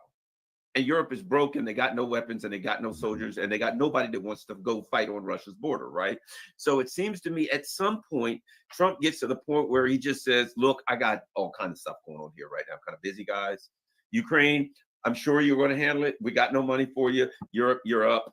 Do what you got to do. See you later. At that point, they have no alternative but to call Russia and say, what do you want? And Russians, first of all, the Russians all along, I'm reading right now where Lavrov, I'm going to read it. We have never rejected contact with anyone. President Putin stresses our position every time the topic is raised. Talking is always better than getting isolated from each other. We'll see if there are any proposals, and I reiterate that it was not us who broke off relations, and it's not up to us to suggest reviving those. If there is an initiative to sit down and have a frank conversation about where we are standing and how we should move forward without any unilateral demands, we will be ready for that. And it's not an unreasonable position. It's 100% reasonable, and you know it's also a position that Russia can easily take, because let's take Germany for instance. Germany was the economic heart of Europe. It's in free fall right now. Scholz has to call for new elections. His ruling coalition has collapsed. He's done. And whoever comes in will have to look at, in order to save, literally there's only one path to saving the German economy right now. And that's Russian energy, Russian oil. And they're going to have to re-engage Russia on energy. And once Germany does that, all of Europe will jump on board. It's the end of European unity on that. Blames Ukraine aid for government collapse. How about blaming your stupid policy of sanctions? Well, there is some truth to that. I could argue that I could make an argument there's some truth to the government collapsing over Ukraine aid. Sure, but I mean, but not the way he's saying it, you know. But yeah, people don't want the damn Ukraine aid; they want German aid. They want, well, again, it's a foreign policy issue. It's a domestic issue disguised as foreign policy. Why don't they want Ukraine aid? Because they don't want money going there at a time when the German economy is in free fall. Volkswagen is shutting down 3 plants, and industry is fleeing. They can't afford to run the furnaces for steel and aluminum, and it's over. They're looking at depression, not just recession, but depression, and it's because they cut off Russian energy, and there's no viable replacement for it. And so you're going to see Europe, this isn't going to be a case. I mean, I read a paper out of France the other day where France is talking about creating a French nuclear umbrella for Europe. The France is going to step up and create this nuclear umbrella. And I'm like, how are you going to afford that, France? Because you can't afford it. Your economy is just as getting on the verge of being just as bad as the German economy. Nobody, all these grand plans, you got all these stupid NATO people up there talking about building this, building that, building this, building that. There's no money for it. Their economies can't sustain it. And so it was all predicated on America will back us up. Mm-hmm. Not anymore. It's over, guys. Europe has to stand on its own, and it can't. NATO is finished. NATO doesn't survive a J.D. Vance term. The NATO is so complicated that I don't know if Trump can dismantle it in 4 years. But if J.D. Vance becomes the next president, NATO is finished. There will be no, because America is not going to continue to fund a Cold War relic whose only purpose is to get us involved in a war with Russia that we don't want. That Maga does not want a war with Russia. NATO exists only for a war with Russia. And so, boom. Diane Collier, if you're watching this, and I know she watches some of my things, she's the editor with Clarity Press. I'm ready to write the End of NATO book. She's been pressuring me for a couple of years to write a book that I wanted to write about the end of NATO. This is it. Now I can honestly say that my prediction will come true, and I can even put time frames on it now. It's a book that now can be written, because I don't like to write speculative books that have conclusions that are sort of hanging, and then something happens and you're with a book whose premise is no longer viable. I'm telling you right now, when I write the book, The End of NATO, it's going to happen almost exactly the way it's the most predictable outcome right now. NATO's finished. The European Union, as it's currently conceived, is finished. Europe will have to come up with a new way of doing business that requires them to not be adversarial with Russia. They will have to become genuine partners. But a Europe that is premised on institutions like the European Union, NATO, and here's a kicker: the G7. These are institutions that cannot work with Russia as partners. So therefore, because Europe can't survive without an economic partnership with Russia, these institutions are finished. They're finished. It's done. This is the new world we live in. This is the Maga. This is the impact of the Maga revolution. If they can pull it off, is that it will actually make the world a safer place to live. Because, ladies and gentlemen, I'm here to tell you right now, NATO is the most dangerous thing for America. Because if we continue to be a part of NATO and support NATO, there will be a war with Russia, and that war will go nuclear, and we will all die. We must get rid of NATO. It is a perennial troublemaker. There's nothing good that comes from it. The European Union was meant to be the political arm of NATO. NATO is the military arm. European Union was that which gave it the pretense of some sort of European singularity. There is no European singularity. Europe will now have to go back to its constituent parts, which is the way Europe was always meant to be. It doesn't mean that Europe's going to be fighting wars with one another. You can have, a loose confederation of European states that closely cooperate, but foreign policy will be independent. Foreign policy, economic policy will be independent. I don't think the euro stands much longer. If Germany drops out of the euro, France and Italy can't sustain it. And then the G7 is just we're looking at the rules-based international order in reverse. We can't sustain it. There's have to be something new coming in, and the G7 will have to be reconfigured, rethought out in a way that can compete with BRICS, because BRICS is crushing the G7 in every possible, statistical measurement. So I'm almost excited right now, Garvin, because the establishment was killing us.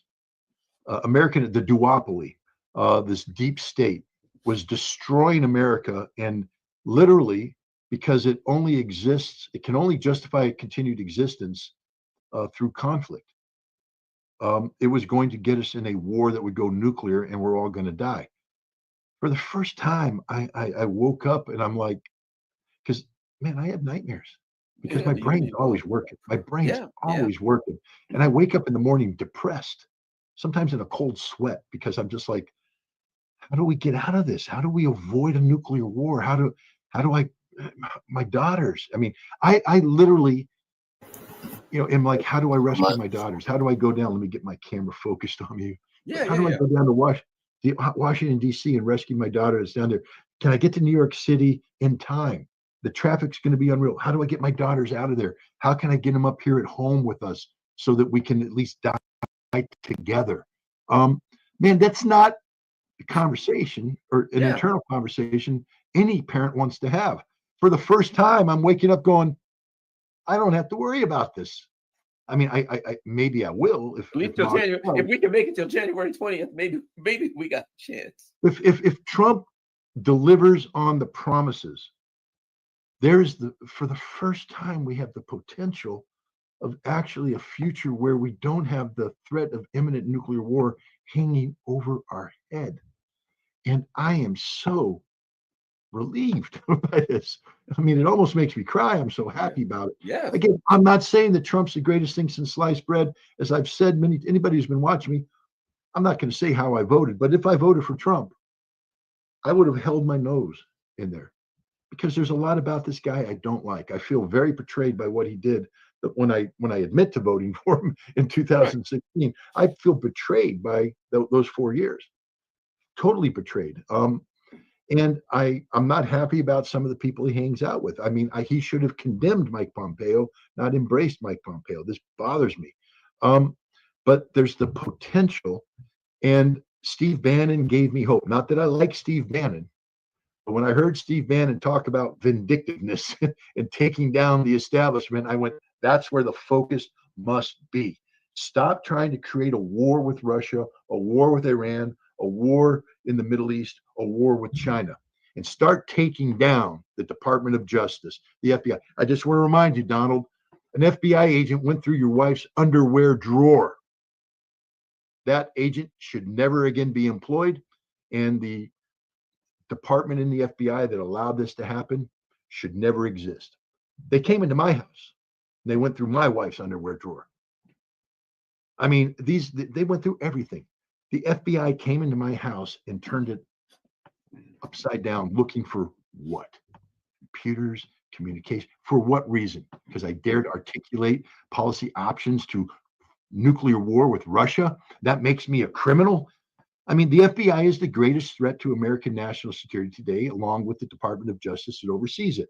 And the national security divisions of the FBI and the Department of Justice don't defend security. They harm America. They went through my wife's underwear drawer. They went through Melania Trump's underwear drawer. They should not be employed. They should never be allowed to carry a gun or a badge. That's the honest to God's truth.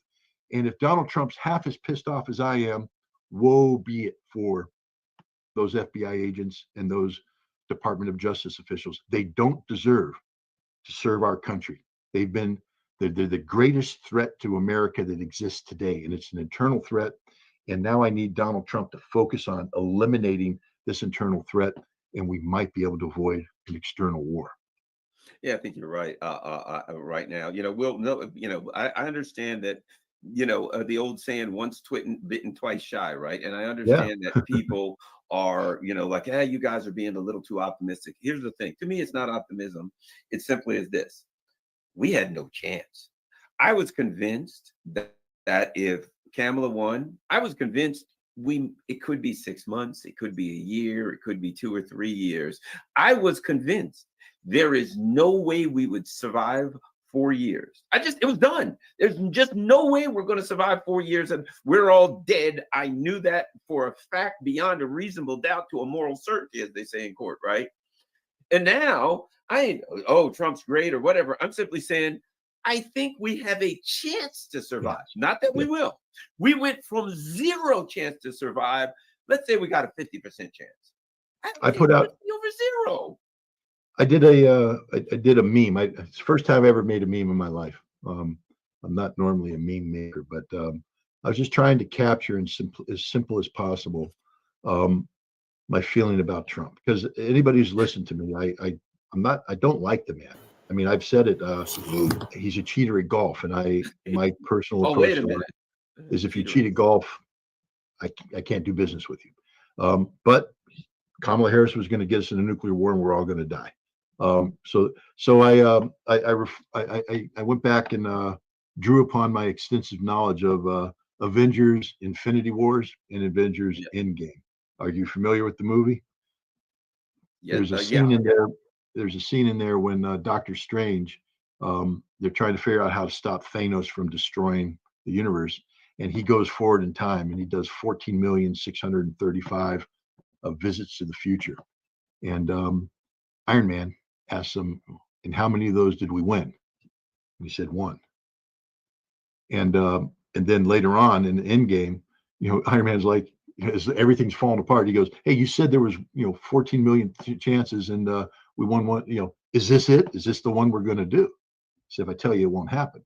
But then later on, he turns to Iron Man and he says, this is it. And Iron Man goes, puts on the glove, snaps his finger, and dies, but saves the world. And I made that into a meme because, look, there's no guarantee that the Maga revolution is going to work.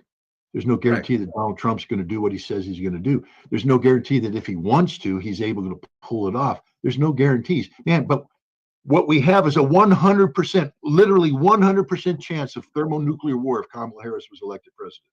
Yep. So I am at the point right now where I am Iron Man looking and saying there's a 1 in 14,665 chance in surviving. Take it. Take it because you have no other choice. So yeah, I'm with you. I'm not up here, saying that this is the greatest thing in the world that's ever happened. But America does need a revolution. I mean, America needs, and I would prefer what I call a constitutional revolution. Right. That is, done within the framework of the institutions created by the Constitution to govern this country. An executive, even if it's a unitary executive, empowered by a Supreme Court ruling that I, as an American who believes in, checks and balances, I'm not happy with a president that can't be prosecuted criminally for anything he does as president, especially when I take a look at Congress not having the guts to be able to stand up. But this revolution is going to require China be broken. This revolution is going to require doors to be kicked down, institutions to be burned to the ground. And if previous presidents who might have been inclined to carry out such reforms were afraid to because of criminal prosecute, Donald Trump ain't afraid of that anymore. Supreme Court said you literally can do anything you want to. I mean, they even postulated at one point that he could use SEAL Team 6 to kill a political opponent. I don't think he can. That's murder. But they're saying that.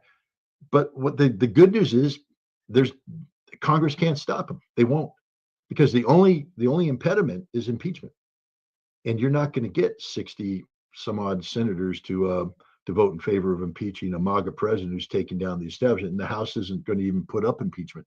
So Trump, he has the toolbox that's been given to him by this election, this popular vote winning, electoral vote sweep, Senate, House, Supreme Court. The toolbox is there. There's no excuse for Donald Trump not to totally tear down the deep state. End it now. He talked about draining the swamp before. He can do it now. He has the toolbox. He just needs the political will. And I think the political will that is fueled by vengeance is needed right now, because we do need to take down this establishment with a vengeance. This can't be done politely. This can't be done discreetly. This is go in and burn the thing down. End it. Fire these people. There's 58,000 civil servants out there. What do? They preserve establishment rule. And the establishment has not served us well. So take a flamethrower to it. That's they haven't even served themselves well. You know what I mean? They've said they lost everything. Everything they've done is absolute and total debacle. And now they don't even have the capacity for introspection. They can't even look and say, perhaps we made some errors. No, they got to say the voters failed us. That's all they got now. Well, this group didn't, and that, the black male, white female, blah, blah, blah. You know what I mean? They go there. All they do is go into the demographics and see which demographic failed them. They bear no responsibility to the people. They don't have to. They can't say, well, why is it the black males voted for Trump in numbers that we've never seen before? But they never asked the question. They never asked the question. Go ahead. What did we do to cause that? Exactly. And what do they need to get their vote? No, they failed us. How dare they fail whatever group, all groups of the. What happens when everybody in the country no longer votes for you, and you don't say, why are they not voting for me? You say, how dare them? That's how you got there. Now, that's why the Democratic Party's dead. That's why they're dead. Because this demographic, they've been playing the demographic wars. Do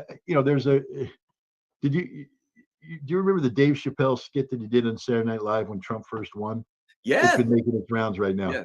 But you had one of the white, liberal men, there's a chance that there will never be a Republican president again, because we're controlling the demographics. And they were saying, thank the Latinos in Florida for voting out Trump. And then, Florida goes to Trump, and Chappelle's like, I guess the Latinos didn't hear your toast. Right. And they're all like, we need black men to vote this way. And these are white people saying that. How about talking to the black people and saying, what do you need? Because that's the problem. The Democratic Party has been, we had this conversation, they've been using civil rights era leaders as their overseers. They empowered these people, they enriched them, they gave them their fiefdoms. John Clyburn's job, the only reason why Biden's president is because John Clyburn went to the Southern Baptist churches and said to the blacks, here's our guy. Yeah, we got to come out for Jim Clyburn. Yeah, that's it. Yeah, Jim Clyburn. The jobs of these guys were to deliver the votes. Deliver I'm in the state, black vote. right? The black I'm in vote. state Yeah. so and so. We got X amount of black voters registered in this country. My job is to deliver that to my donors and payers for the Democratic Party. But there was never transactional. It was never, what do we need to do for these people? What are they concerned about? Nope. Just say, hey guys, everybody get out and vote. But at some point they were like, yeah, there's nothing in it for people. Are always going to do that. At some point, Every people 4 say, years when you're nothing told in to it for come out me. to vote, and the inner city got worse. How'd you like to live in Baltimore, watch crime rates go up, watch everything crumble, and then be told every 4 years, come out and vote for the whitey that promises what? Nothing. You're just vote for him because that's your job. Now go back to your crumbling infrastructure, where any money that comes in goes through the black guy at the top who is rich, lives in the mansion on the hill, has the big limo, lives the great lifestyle. But the black people who need it in the inner city aren't getting a damn thing. And you wonder why black men woke up one morning and said, I'm not doing that again. I'm not doing it again. You wonder why Latinos, 45% of Latino men voted for Trump. Why? They shouldn't have. I mean, my God, shut down the border, shut down this, that, and the other thing. These are very bad people. Why did 45% of Latino men vote for Donald Trump? Because they're sick and tired of being told to vote for the other side and not a damn thing happening. And to be honest, the vast majority of them came over legally.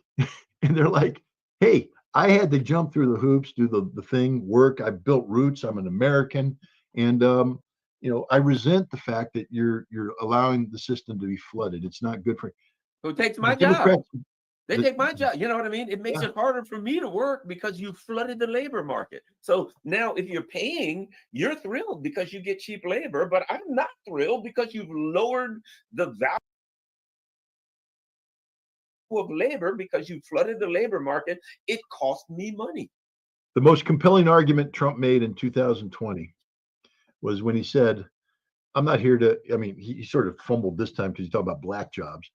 I mean, I think we knew what he meant, but it's not a very articulate thing to do. How do you like your black job, Garland? Right. I mean, it's just stupid. But the argument he said is the Democrats are offering you minimum wage. He said, I'm offering you a $48 an hour steelworker job. And there was just black men and Latino men went, I like that 48-hour steelworker job. I don't want to be the demographic that gets told you're going to be allowed to work for minimum wage, that we're going to up the minimum wage. No. Now, did Trump deliver? That's a whole different thing. I'm just talking about, again, it's the same thing. A lot of what we're talking about is potential. Right. It's unfulfilled. It's potential. And a lot of it probably isn't going to happen the way we'd like it to happen. Life never works out that way. But to be told that your two choices are the potential for a $48 an hour steelworker job or the potential for getting minimum wage upped so that you're still in poverty. Those are your two options. It's it's probably more realistic that you're going to get minimum wage up and you're going to stay in poverty. You could say that's a realistic path, but is that really the path you want to aspire to? And enough people were saying, no, I'm going to take the dream. I'm going this direction. And you started to see that demographic shift in 2020. And that's one thing that the Democrats today ignored. In 2020, Trump, even though he was called a racist and everything, the demographic shift had already begun in 2020. You saw that with the results. People tend to forget that he got 71 million votes in 2020. And I think he got 8% or 7 or 8% of the black vote then, which no Republican ever got. I think he got like 11% or something. Anyway, what they forget is this: 2016, 2020, 24. In all of those demographics, he kept increasing. And now 2024, he increased in all areas, all demographics, everything. The Democrats did this. They did this to themselves. They came in, they made promises, they didn't do anything, they ignored everybody. When that train wreck happened in East Palestine, Ohio and Pennsylvania were gone for the Democrats. They didn't show up for like weeks and weeks. Trump came there before they did. They had no chance at Ohio and Pennsylvania when that happened on the Ohio border, and they did nothing. Joe Biden should have gone in with a hazmat suit and a hard hat and walked around and got decontaminated. I mean, could you imagine the photo op of Joe Biden going down there to Palestine and putting on the gas mask and coming in there and embracing people and talking to them, going through the decontamination line and all that stuff, and then pulling it off, sweat coming down his face, saying, this infrastructure bill has to be passed. This is intolerable. We need to fix this. I'm here with you, standing side by side with you. FEMA mummies. Man, he is president for life if he pulls that off. Instead, they were left there ignored. And every poverty-stricken rural community in America said, there but for the grace of God go us. Just like out of North Carolina, every Appalachian county, any rural county sat there and said, my God, what happens if that happens to us? Is the government only going to come in and give us $750 while they're giving billions of dollars away to Ukraine and all that? Biden was horrible. One of the problems is he's an old man and he can't do all that kind of stuff. But Kamala could have. Kamala could have gone through the decontamination line. I mean, what the hell kind of advisors do these people have? It was unbelievable to watch. They did, and if you, I don't know if you remember, during the East Palestine, Ohio, he didn't show up, and one of the reasons was at the time he was still pushing. He was like fighting real hard to get more money for Ukraine. They were trying to get a Ukraine bill through. I mean, people see that, and ultimately, when it comes down to it, what we see now is the reaction. To me, yeah, is it about Trump? In a way, you could argue that it's about the Democrats, it's about Trump, whatever, but it's about this. People are hurting, and they're simply and when it comes to Ukraine or whatever, Trump, here's the thing about it. He doesn't have to do anything. He could do omission. He could simply say, well, Trump, are you going to get a deal in Ukraine? Nah. What do you mean? Well, I'm going to call Zelensky and say, dude, you need to get a deal, man. But look, I got a lot of things going on right now. Give me a call. Let me know how that works out. Oh, what? Send you weapons? Yeah, we can't afford that right now. We got to get our own stocks up. Money? Oh, you got to be kidding me. Don't have it. Call Olaf and Keir Starmer and those guys. Maybe they can help you out. Toodles.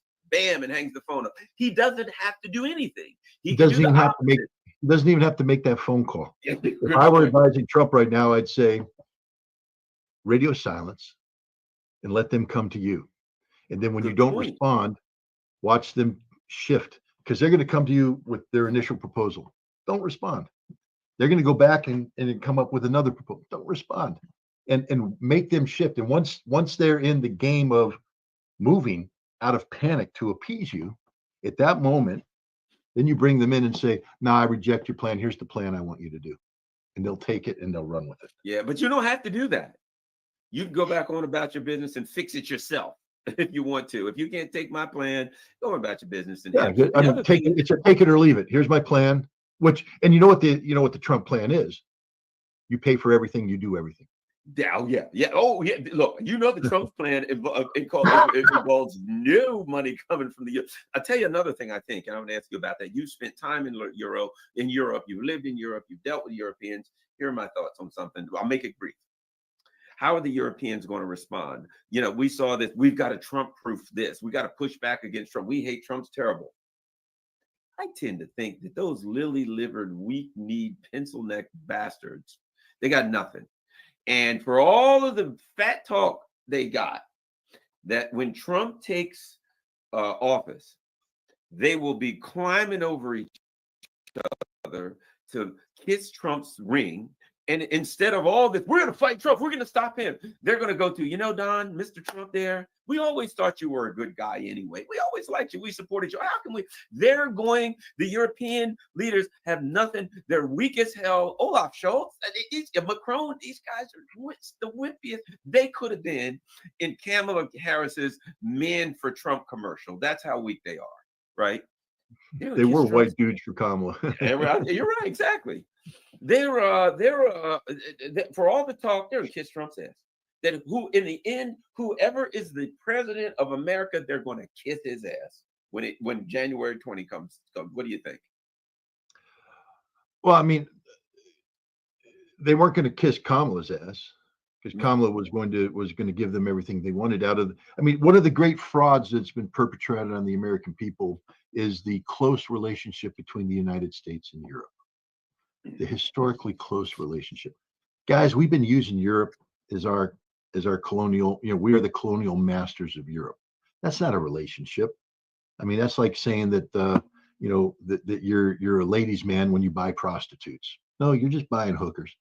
There's nothing good about you. You haven't done any magic. We bought Europe. We own Europe. We use Europe. And what happens is Europe has gotten used to this, and so they're used to being bought. And so their whole thing is, we're here for you, pay for us. We're here to perform for you, pay for us. And America, Trump has said, I'm not going to pay. Kamala would have continued to pay, would have continued that relationship. And it's a relationship that Europe is addicted to. Europe doesn't know how to operate independently. Europe should view the Trump presidency as Liberation Day, literally Liberation Day. Here's Europe's chance to do that which they've been complaining. I don't know how many times I've heard Germans say, Scott, we can't. We are ruled by the American colonial masters. Trump doesn't want to be your colonial master anymore. Trump has said, you're free. Right. You're free. But they're like the in the Game of Thrones, they had Khaleesi came in and she freed the slaves of this town, and then she had slaves come to her saying, but I want to go back to being subservient to man because that's the only life I know. And she's like, but I gave you your freedom, but I don't want my freedom. I want to do what I know. And that's the problem with Europe. They don't know how to be free. They're scared of it. Man, this is liberation, guys. This is your chance to be free, but you're gonna have to liberate yourself, not just from America, but from yourselves, from the European Union, which is just an American colonial mechanism to control you, from the G7, which is controlled by America, from NATO, which is controlled by America. You got to get rid of all that and start doing what Emmanuel Macron has talked about for many years, to build European institutions that are free of American influence. In the past, the establishment wouldn't allow that to happen. The American deep state wouldn't allow that to happen because everything from defense to the economy to geopolitics is predicated on us controlling Europe. Trump just said, I don't want to control you. You're free. Go. And he's going to kill the establishment. Here's your chance, Europe. Be all that you can be. But you're, but they don't know how. That's one of the problems, is that they literally don't know how. So that's where we're at right now. But Europe has been liberated. This is the liberating moment for Europe. Ukraine was an American war. We made that happen. When is Europe going to grow up and stop buying into the establishment narrative that says this Ukraine conflict is dangerous for Europe because Russia's going to now come in? Russia's going to invade nothing. Russia wants out of this war now, right now. Yeah. And a liberated Europe could go in there and make this thing go away right now. It could all end, literally all end today. All you have to do is go to Russia, say, we're ready to sit down and talk realistically, no preconditions, but we want to sit down, and we're going to give you the big things you want. Ukraine will never be part of NATO. We're going to agree to demilitarization. We're going to agree to the borders as they currently exist, not frozen on the battlefield, but as are recognized by the Russian Constitution. We're going to lift the sanctions against you. We're going to do all that. But we also want to talk about what comes next, how we create this new European security framework along the lines of that which you postulated in December of 2021. You do that, this war is over that quick. Yeah. Let's go with and as I see people in the chat, oh well, Scott's a little too he's optimistic. Look, it don't hurt to be optimistic. Nobody's saying that any of these things are guaranteed to happen. We have an intellectual discussion, and this is best case scenario. These are some things, if you want to be optimistically, that could potentially happen, that we hope will happen, and we will continue to monitor things. But these are the potentials out there for things to big to happen. I'll move on to one last thing before we go, and of course that would be Israel. And now here's my thought. I'm a big believer that both of these conflicts will, to a large extent, be resolved by internal politics. That internally, that right now, I don't know how long Ukraine can last, because right now in Kiev, they're running in all directions. They're like, holy crap, what do we do? Oh my God. You know, they don't have any political stability. And there are people thinking, what is Trump going to do? What questions are we going to ask? And believe you me, there are people that are going to say, well, I need to get in touch with Trump and tell him I got information about how they tried to screw you. And I'd be willing to give you that information, you know, for the right price, to let me go, whatever, right? Get me the hell out of here before the Azov kills me. Oh, there's going to be whistleblowers coming from everywhere ready to talk, right? But internally, Kiev right now, I guarantee you, is very, very unstable. Same thing going on in Israel. They're getting their asses kicked really in every direction. The U.S., again, may not want to say we can't give you any more stuff, but they're running out of stuff to give them. And people are in the streets over the firing of Golan. Israel is extremely internally unstable, and that internal instability and the coupled with the demilitarization of the U.S. could spell doom for Israel before January 20th. Look, if I were advising the Iranian government, and I'm not, and I wouldn't, that's one way to get in trouble with the FBI. But hey, I know that our things I say are shown around in Iran. So hypothetically, if the Iranian government was listening to me right now, my advice would be let Israel kill itself. There's no need to have Operation True Promise 3. There's no need to attack. There's no need to go into escalation. Follow along the lines of the policy platform that was agreed to in BRICS, which is a policy of de-escalation, regional de-escalation, focusing on economic activity. You can dig yourself out of these sanctions by engaging with Eurasia, with Russia, with China. A whole bunch of good things can happen. You don't need a war with Israel because Israel is killing itself. All of the metrics that you use to design, to define what constitutes a viable nation state, Israel doesn't meet any of them right now. Their economy is a basket case. $67 billion hit last year. It's going to be worse now. No tourism, no investments, no economic activity. They're just leeching off themselves. 60,000, it's more than that now. Remember when Netanyahu said, I'm going into Lebanon to get the 60,000 returned home? They ain't going home. Tens of thousands more have been evacuated. They have to live in hotels. I think it was you that said that they are propping up their GDP figures by, putting in the money spent on the hotels for these people is somehow income, but no, it's not. It's the state paying for it. It's deficit spending. So their economy is trashed. The port of Eilat has gone bankrupt because no ships are coming in. Haifa is under attack. No ships are going to be coming in there. So economically, Israel is going to collapse. Militarily, they're being beat by Hamas. They're being beat by Hezbollah, and Iran has shown that they can destroy it. Right now, troops are committing suicide before they deploy. Desertion rates are sky high, 12 to 24% in some units. The world has abandoned Israel. Around the world has abandoned Israel, and Israel's not going to win them back. Internally, Israel is a basket case. They were on the verge of civil war before October 7th.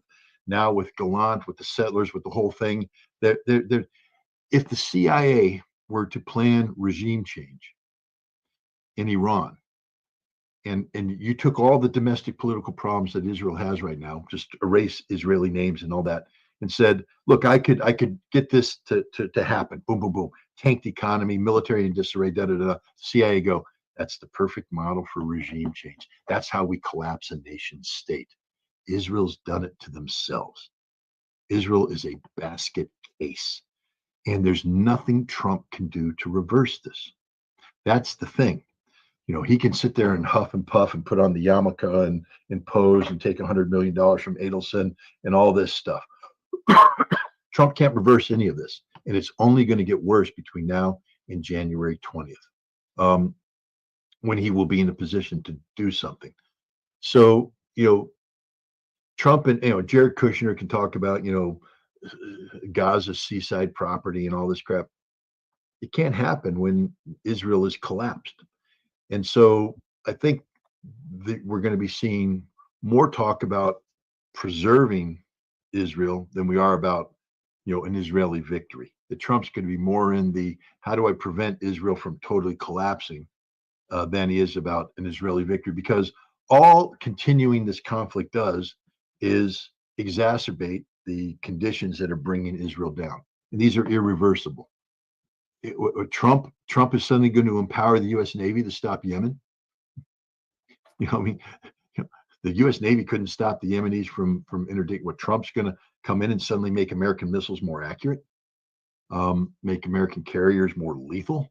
No, he's not going to do that. He doesn't want a war with Iran. The last thing he needs is a war with Iran. Hezbollah, there is no military solution. Hezbollah is winning. Just the other day, they fired, I think it was either this morning or yesterday, they fired a half a dozen Fatah 110s. These are long-range missiles. Israel didn't shoot a single one down. They all hit the targets they were aiming at in Tel Aviv. Wait a minute, I thought Hezbollah was destroyed. I thought Israel went in and blew up all their missiles and all this stuff. Hezbollah hasn't been touched in terms of the big picture. Yes, they've lost some leadership. They've lost some, a couple, things here and there. It's called war. But Hezbollah has been preparing for this conflict since 2006. That's 18 years. And they have a plan. And they know what the Israelis can do. They know how the Israelis bomb. They have gone deep underground, and they will be able to continue this forever. And Trump can't end that. So I think, when Trump says you need, tells Netanyahu you need to clean this up before I come in, whether Netanyahu wants to or not, I think Israel's on a path of, there may be a military coup in Israel. Yeah, I agree. Think about what we're saying here. The greatest democracy in the Middle East. There may be a military coup. It's ruled by a 3-person Security Council dictatorship as it is. There's nothing democratic about Israel right now. It's a military dictatorship. They just relieved the Minister of Defense. There may be a coup. And if there isn't one now, as they move forward to make hard decisions, there will be a coup. I mean, Israel is not a healthy state right now. So it solves itself. I know there's a lot of people out there saying, Trump's a Zionist, Trump's this, Trump's that. What do you, I love it when they ask me, what are you going to do about the Palestinian situation, Scott? What I've done all along. I'll call it out. I'll identify the genocide. I'll identify this. But the solution is happening, whether I want it to or not. The solution is happening. And the solution is Israel's killing itself. And that's the only way you get a Palestinian state, is for the death of Israel. Yeah, and I'm not advocating for it. I'm not saying it's happening. Right. All I'm saying is it's happening, whether you want it to happen or not. It's happening, and it's irreversible. It's like this. If you're standing next to a cliff and you see some guy jump and he's in the air, you know how that ends. You know how you can't. It's not whether you want. He's in the air. And last time I checked, everybody who jumps off a building goes down. Nobody goes up. So the last thing I'll ask you about is this, and that is, just since we're talking about the Trump event, I'll leave it at this. One of the things that Trump said is, I want to, the tariff stuff, whatever, but he says, I want to get rid of sanctions. Okay.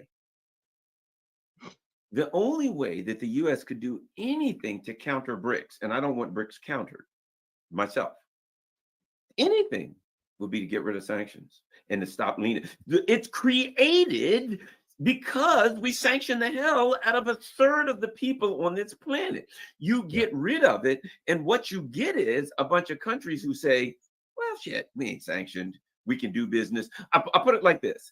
They may still be pushed to say, I'll join BRICS, but the urgency disappears and they just slowly start drifting into BRICS or out of BRICS. But it's, in fact, I'll add one even more. BRICS is no longer a threat to you because they can do business with whoever. So now you'll have people who say, I'm in BRICS, but I'm still in business with these people, so I don't have to solely do. You can say, if you want to do BRICS, whatever, that's up to you. But remember, you can still use the dollar and go through us. They're already using the dollar. It's going to be a pain in the neck to get off the dollar, so they'll still stay with the dollar. So if Trump were to get rid of the sanctions, it would be the most beneficial thing that could happen to the. In fact, I think if he started getting rid of the sanctions, our economy could heat up. People would do business with us. And let me add one other thing. And our companies could do business with other people. the biggest growth opportunity out there is for America to stop being at war with the global economy. And that's what we are. We're at war with it. Vladimir Putin said, it's not that I decided to reject the dollar. It's that you stopped allowing me to use the dollar. BRICS has been talking about creating an alternative currency. Putin showed the notes and all that. It's going to take some time for this to happen because it's not easy, and it's inconvenient, and it's expensive. But they're doing it. This is the thing. They're doing it. See, for so much time, I used to, attend these meetings annually where all these genius economic people, and I say that in some cases in quotation, came on, but a lot of them dealt with the energy business, and they were so cocky. They're like, the world can't live without us. We have the money, we control the dollar, the world's not going to do this, there's no reason. And they were just dismissive of everything. How are you dismissive now, guys? I just want to ask you that question, because the world is rejecting the dollar, and left to its own volition, the dollar is going to die. So again, Bobby Kennedy, if you're listening, man, get to Trump and tell him the following: immediately lift all sanctions. Immediately lift all sanctions. What you've done there is you've saved the dollar as the reserve currency.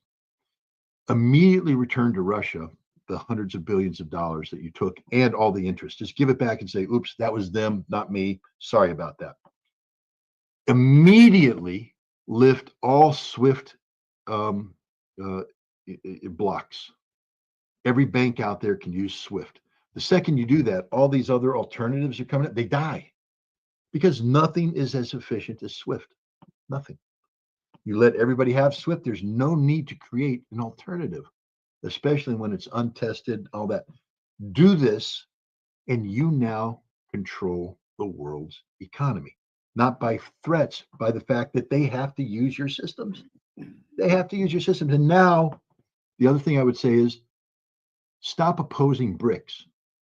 To give you an example, what did Biden, in September of last year, I think 2023, he said, he announced the creation of the India, Middle East, European Economic Corridor. It was going to go from Mumbai into, Dubai, get, by container ship, and then get on a train and go from the United Arab Emirates through Saudi Arabia, through Jordan to Israel, to Haifa, and then on another ship and go to Greece. And he said, this is as an alternative to BRICS. Well, let me just show you the stupidity of that. The Dubai port, China plays an important role in that. I think also in Mumbai. But the railroads that they're getting on are built by the Chinese. You get to Haifa, that port has definitely been under the control of Chinese management, and they're going to go to a Greek port that's under control of Chinese management. That's the Belts and Roads Initiative right there, but Biden is pretending that it isn't. Don't play games. Just say, if I were Trump, I'd say, give me all the places where the Belts and Roads Initiative is. Okay, double down on that. Start taking advantage of that. Reduce our transportation costs. We're already in there. Let's get our businesses on there. Let's use the Chinese as a lifeline to establish economic relations with all of these nations. No LGBTQ attachments, no abortion attachments, none of this crap. Just go in there and do business, and make sure that everybody uses SWIFT and in the US dollar. Make everything dollar-based, SWIFT. Type in the efficiency, because the Chinese have put in $10 trillion to build this infrastructure. Why not use it to our advantage? And in doing so, you become the business partner that's indispensable. It's not that you're going to be dictating solutions.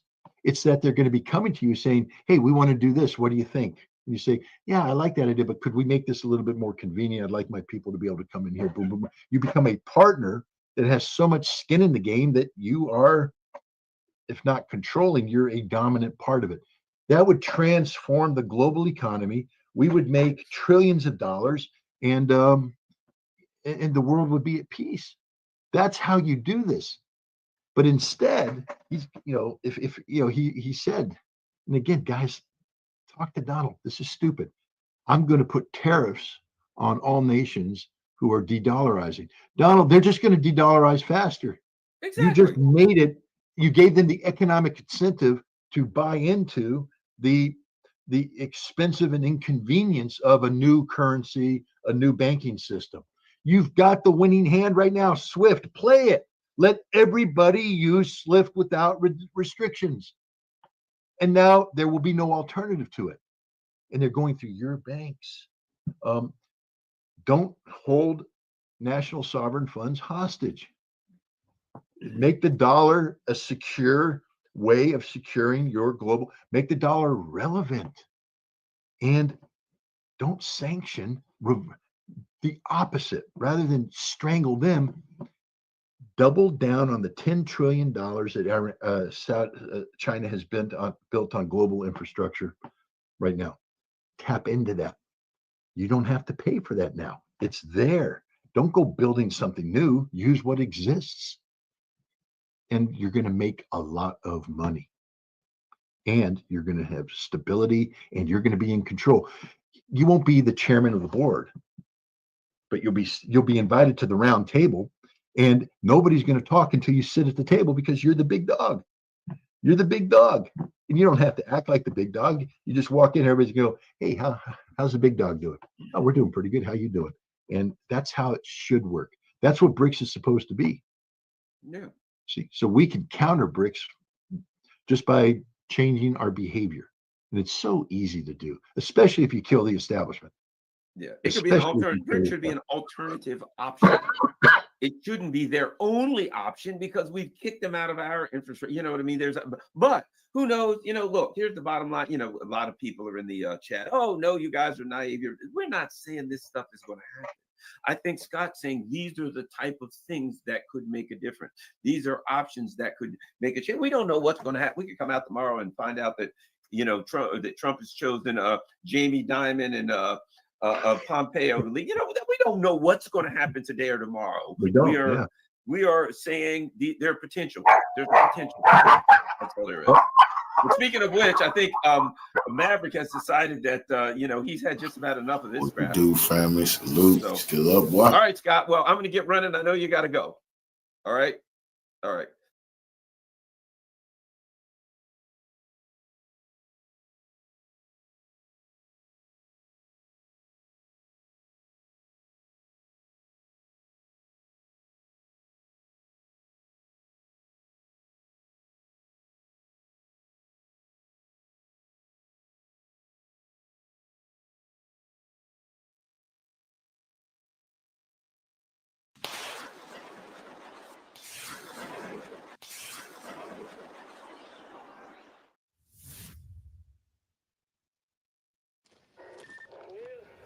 The Israeli military garrison in Avivim settlement in western Galilee were lit up by a huge fire after the arrival of a barrage of rockets launched by Hezbollah resistance from Lebanon on November 6, 2024.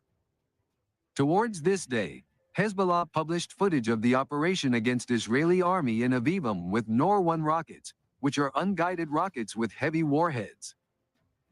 More than 50 rockets were launched in 15 minutes, with most of the rockets hitting the military area, the Israeli armies gathering in the settlement, in the north of the occupied Palestinian territories. While the only achievement of the Israeli army on the ground was the destruction of civilian homes and infrastructure, if of course this can be called a military achievement, said Hezbollah Operations Center.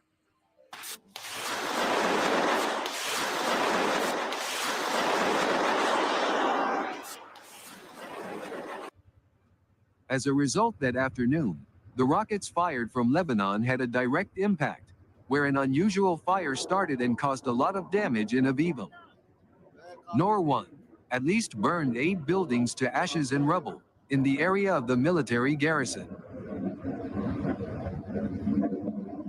Officially, Israeli media reported that one IDF officer from the 605th Engineering Battalion, Sergeant Ariel Sosno, was killed, and 4 others were injured, including 3 in critical condition, as a result of being hit by Hezbollah rockets. During the 40 days of the war, according to a summary of the speech by Secretary General of Hezbollah, Sheikh Naim Qassem, more than 1,000 Israeli soldiers were killed or injured. Today marks the 40th day since the martyrdom of Sayyid Hassan Nasrallah, who united all levels of society in Hezbollah. Netanyahu is determined to eliminate Hezbollah and occupy Lebanon, unaware that he is facing persistent resistance. The occupation uses brutal tactics against civilians and relies on superior air power, but is afraid of engaging our fighters directly, Naim Qassem said.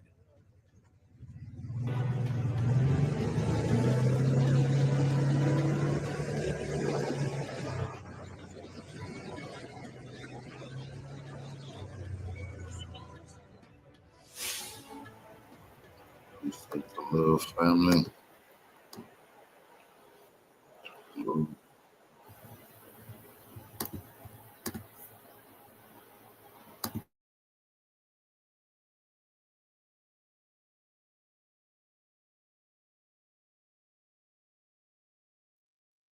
By bullets.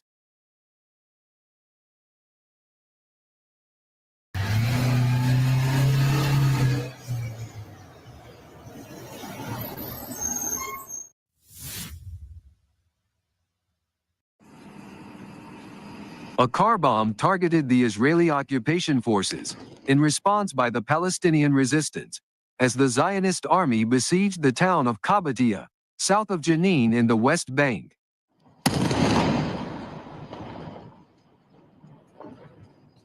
Footage circulated online on November 6, 2024, showing a previously prepared car bomb exploding violently against a convoy of occupation military vehicles including bulldozers that passed through Qabatia when leaving the area.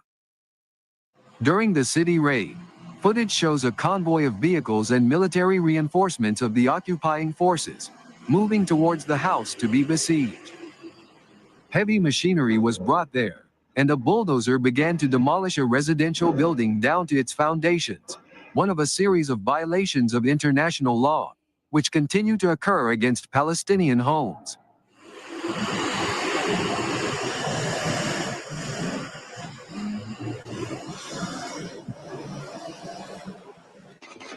The actions by the resistance fighters rose after the town withstood the invasion for 24 hours, and it was confirmed that at least 5 Palestinians were killed and injured by bullets, and many more were kidnapped in conjunction with the aggression of the occupation forces. The Palestinian resistance continued to tirelessly target enemy vehicles and troops, including with explosive devices amidst gunfire in Qabatia, reports the Al-Quds Brigade of the Jenin Battalion. The fighters rained heavy fire on the enemy troops in various battle axes in the shaft, achieving certain death.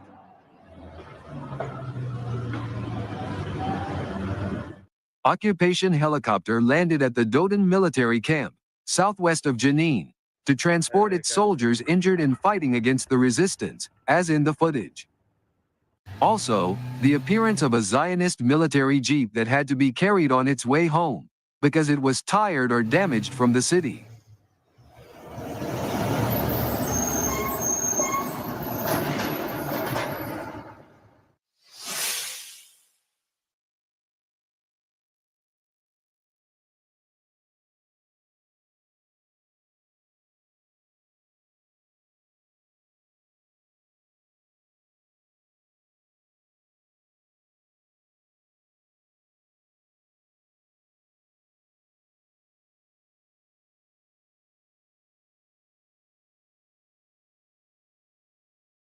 We have authorities in South Carolina warning residents to lock their doors and windows after more than 40 monkeys have escaped from this research facility that's called Alpha Genesis. This sits in Beaufort County in South Carolina. They're saying that these primates broke loose and they're out setting traps, and they've got thermal imaging up with cameras trying to find these monkeys. Apparently, the Yemassee Police Department said that they have not found a single one of these monkeys.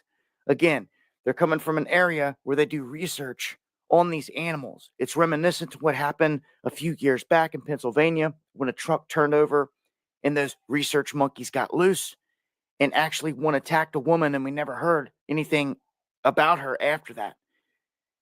But anytime we've got research monkeys breaking loose. It's worth making note of it and using caution.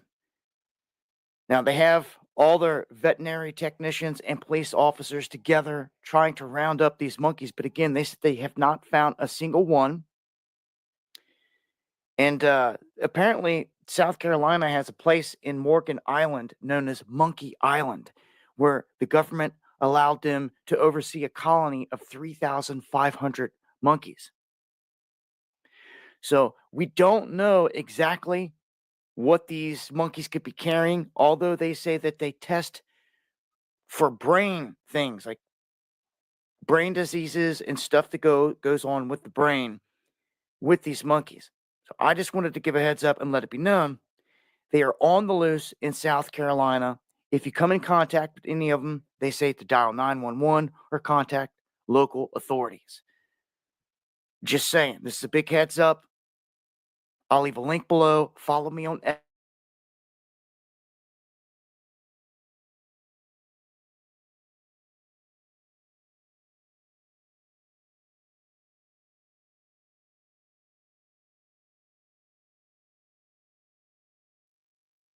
Escapades.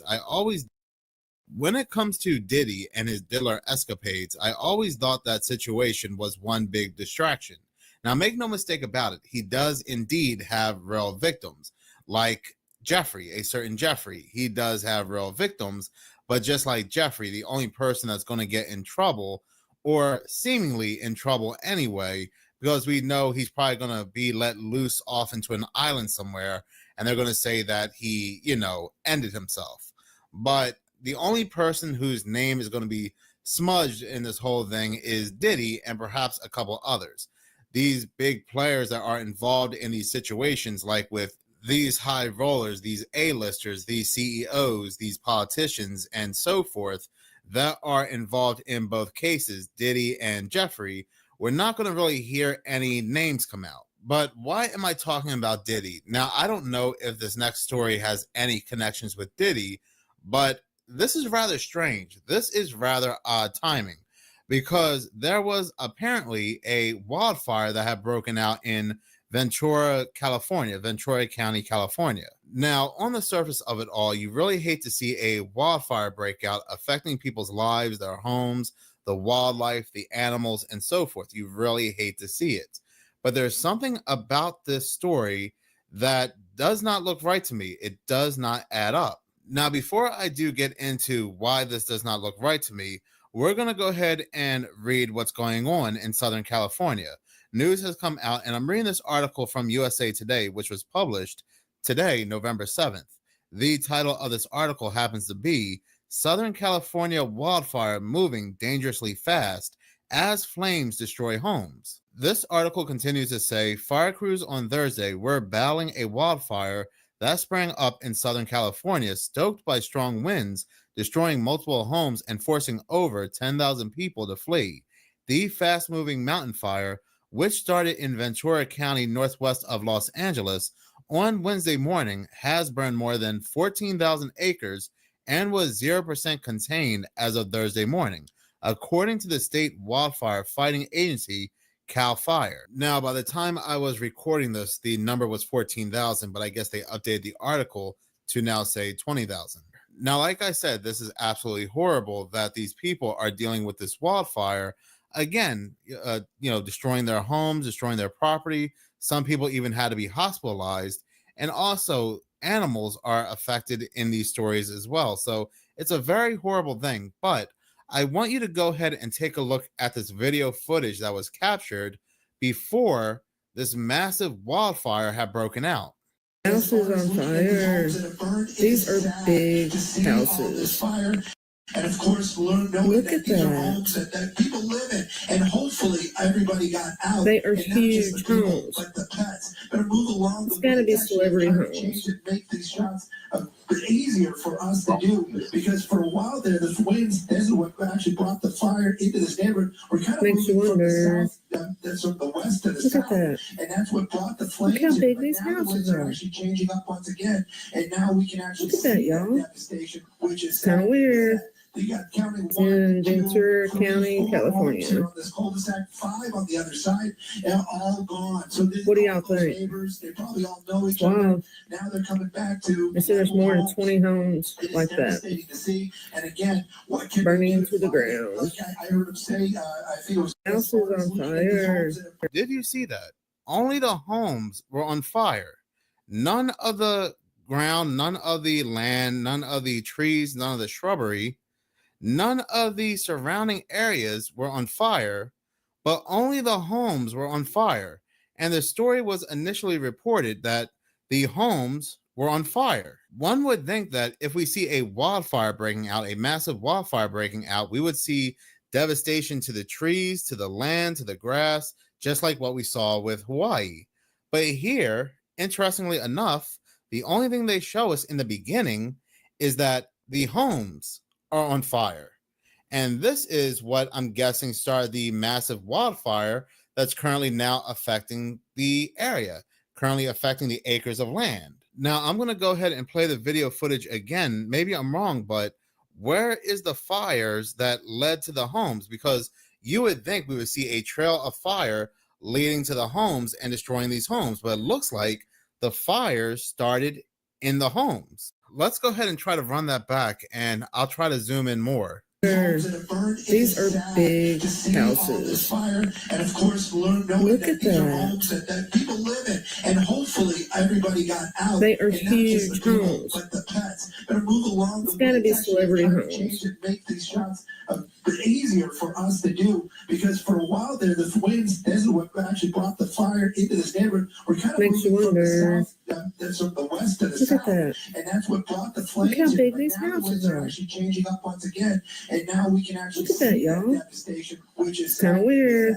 They got county It's in Ventura County, California. on this cul-de-sac, 5 on the other side, and all gone. So What do y'all think? neighbors, they probably all know each other. Wow. Now they're coming back to. They say there's more than 20 homes It is like that devastating to see. And again, what can burning to the ground. Like I heard him say, I think it was. So to me, it looks more like a organized fire to burn down these homes as opposed to a wildfire. Someone also made an interesting comment on Twitter viewing this video, and they said that these homes could have some kind of connected tunnel system that they might be trying to burn down as well and burn down any evidence. So like you heard the lady say in the video that these are pretty big homes. These could be celebrity homes. So I did go ahead and take a look into Ventura County, California, and come to find out a lot of celebrities actually live in Ventura County, California. So if you were to look up a list of celebrities who lived,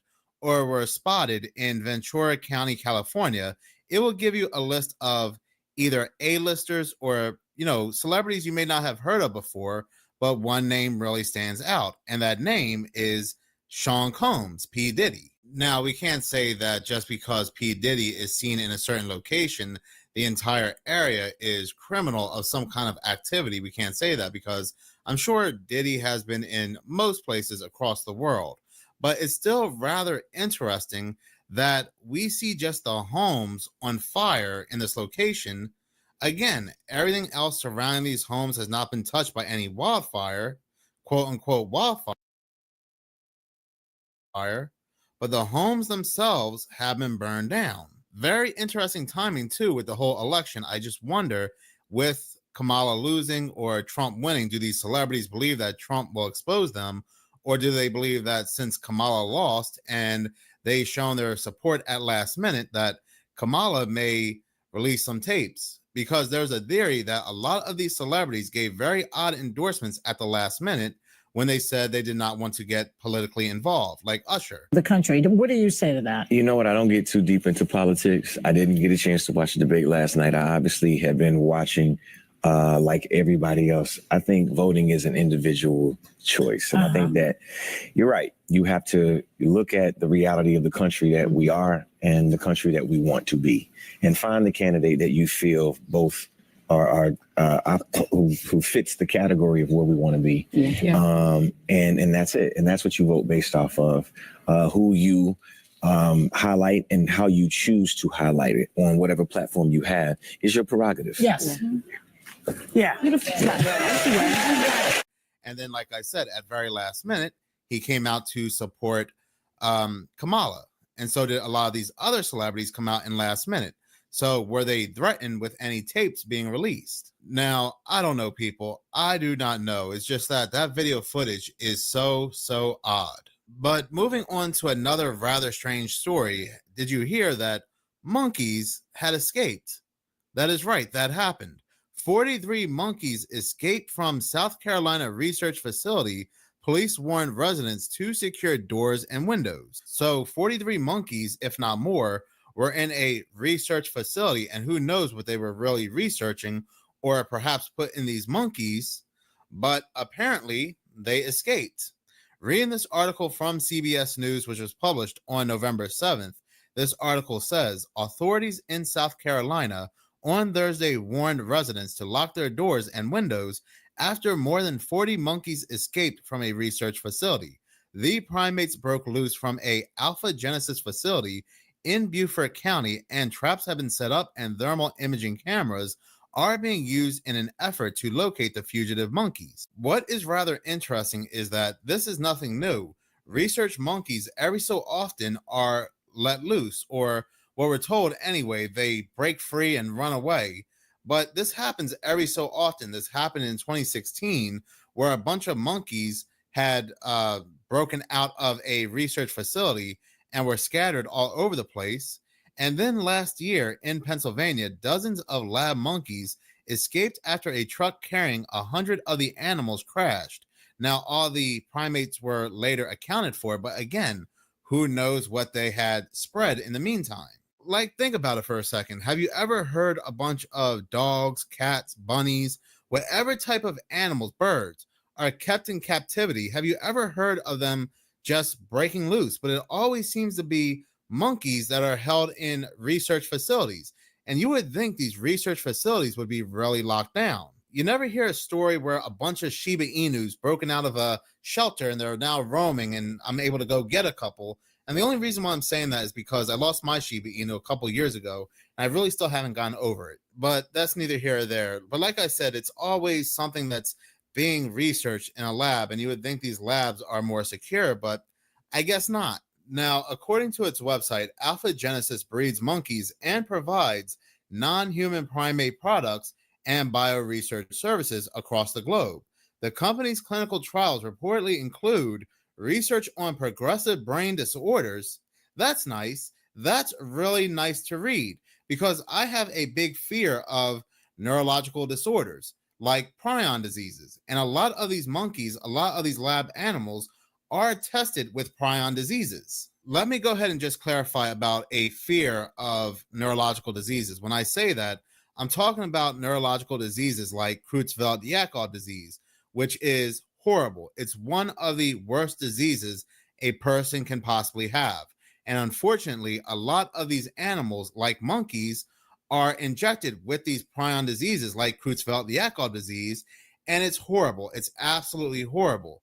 Now, I don't know. There's really no study to say whether or not spread by just contact. I think you have to eat something. You have to eat the monkey or something like that. I don't know how it goes, but there's really no definitive answer as to how Creutzfeldt-Jakob disease can spread to one person to the next, or an animal to a person, and so forth. There are indeed other prion diseases, but Creutzfeldt-Jakob disease, the only reason why I'm talking about is because it's an absolute nightmare. The facility and the authorities want to reassure the public by saying the primates that escaped were very young females weighing approximately 6 to 7 pounds and had never been used for testing due to their age. But who really knows, right? Who really knows what these monkeys may carry that these labs were testing? You know, I made a video earlier today where I said that it's a little too quiet in the United States. It's a little too calm, like there's a calm before the storm. But really, in reality, there's really something going on almost every day. We always have predictive programming, too, when it comes to monkeys breaking out of a lab in movies and TV shows. For example, the movie 12 Monkeys, and also the movies 28 Days Later and 28 Months Later, which I do believe started with a monkey or monkeys breaking out of a lab. So how did these monkeys escape? What happened? Well, CBS News says that a caretaker accidentally failed to secure a door at an enclosure, allowing the monkeys to roam free. It's really like follow the leader. You see one go and the others go. It was a group about 50 and 7 stayed behind and 43 bolted out the door. But like I said, right? Like I said, why don't we ever hear these stories about other animals in other facilities or other enclosures, other shelters? Like I said in the beginning, something like this has happened once before in the same exact facility. The Post and the Courier reported that monkeys have escaped from Alpha Genesis before 8 years ago. 19 primates escaped from the company's facility, but were recaptured about 6 hours later. But at the end of the day, I just hope that these monkeys will be found safe, and I just hope that Alpha Genesis and the authorities are not lying, and that these monkeys really don't have anything, and they're possibly spreading something. Let's just hope that we can take Alpha Genesis' word for this. But in you guys know what this represents? Tell us, sir. Maybe it's the calm before the storm. What's the storm? Could be the calm before the storm. What storm is the president? You'll find out. What's he talking about? The White House insisting President Trump never tips his hand. We're never going to say in advance what the president's going to do. It's unclear whether the president was just toying around, deflecting from the political storm engulfing his administration, or previewing some new action. Donald Trump would make these remarks 7 years ago, and yet today, a lot of people feel like we are currently in the calm, this very eerie calmness before the storm. You can even see some of the comments on this video, which was uploaded 7 years ago. Somebody 3 weeks ago said the storm is here again. A person replying to this comment says, it's about to hit America hard these upcoming weeks. Another person says, gold 2020 forecast, Bo Pony. I don't know what that means. And someone said the MFer warned it, and now we are here. So again, a lot of people believe that we are currently in the calm before the storm phase. But the very eerie 2024 Economist magazine cover may also allude to this calm before the storm. So with that being said, for this video, we are going to go back to the 2024 Economist magazine cover, because this magazine cover continues to blow my mind. This magazine cover continues to foretell future events. And we know, for those that know that this is not about predictions or trying to predict the future. This is all about the powers that be letting us know what is going to happen. No different than any other forms of media when it comes to subliminal messaging.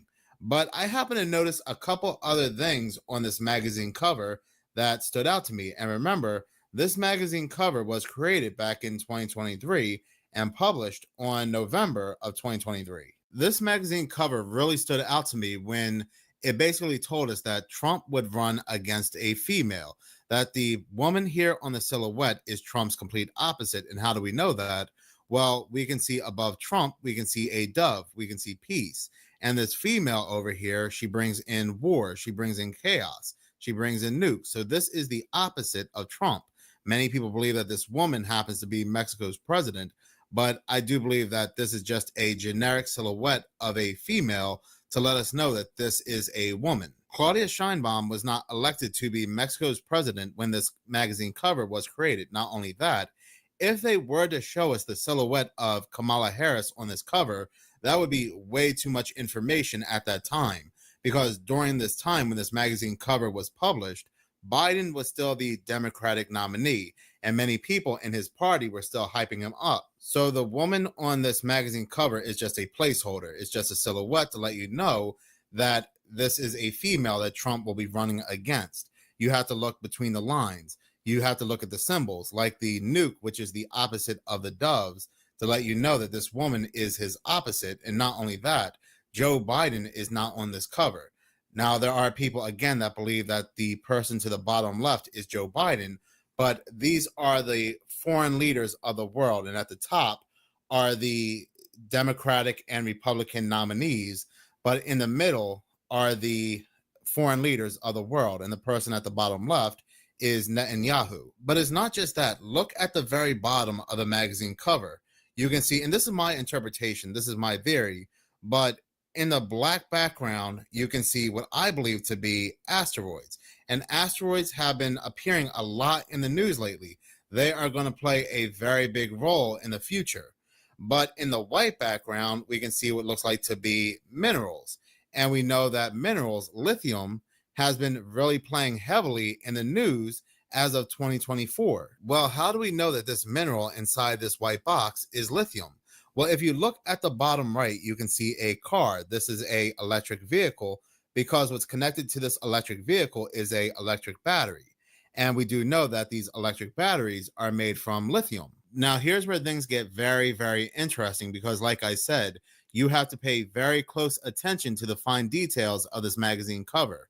Back on September of 2023, news came out that Albemarle was to get $90 million grant from the Pentagon for raising domestic lithium output. This grant is to help Albemarle harvest lithium in North Carolina by 2026. The exact location happens to be Kings Mountain. Well, why are they harvesting this lithium? Well, read this, and this is from the same article.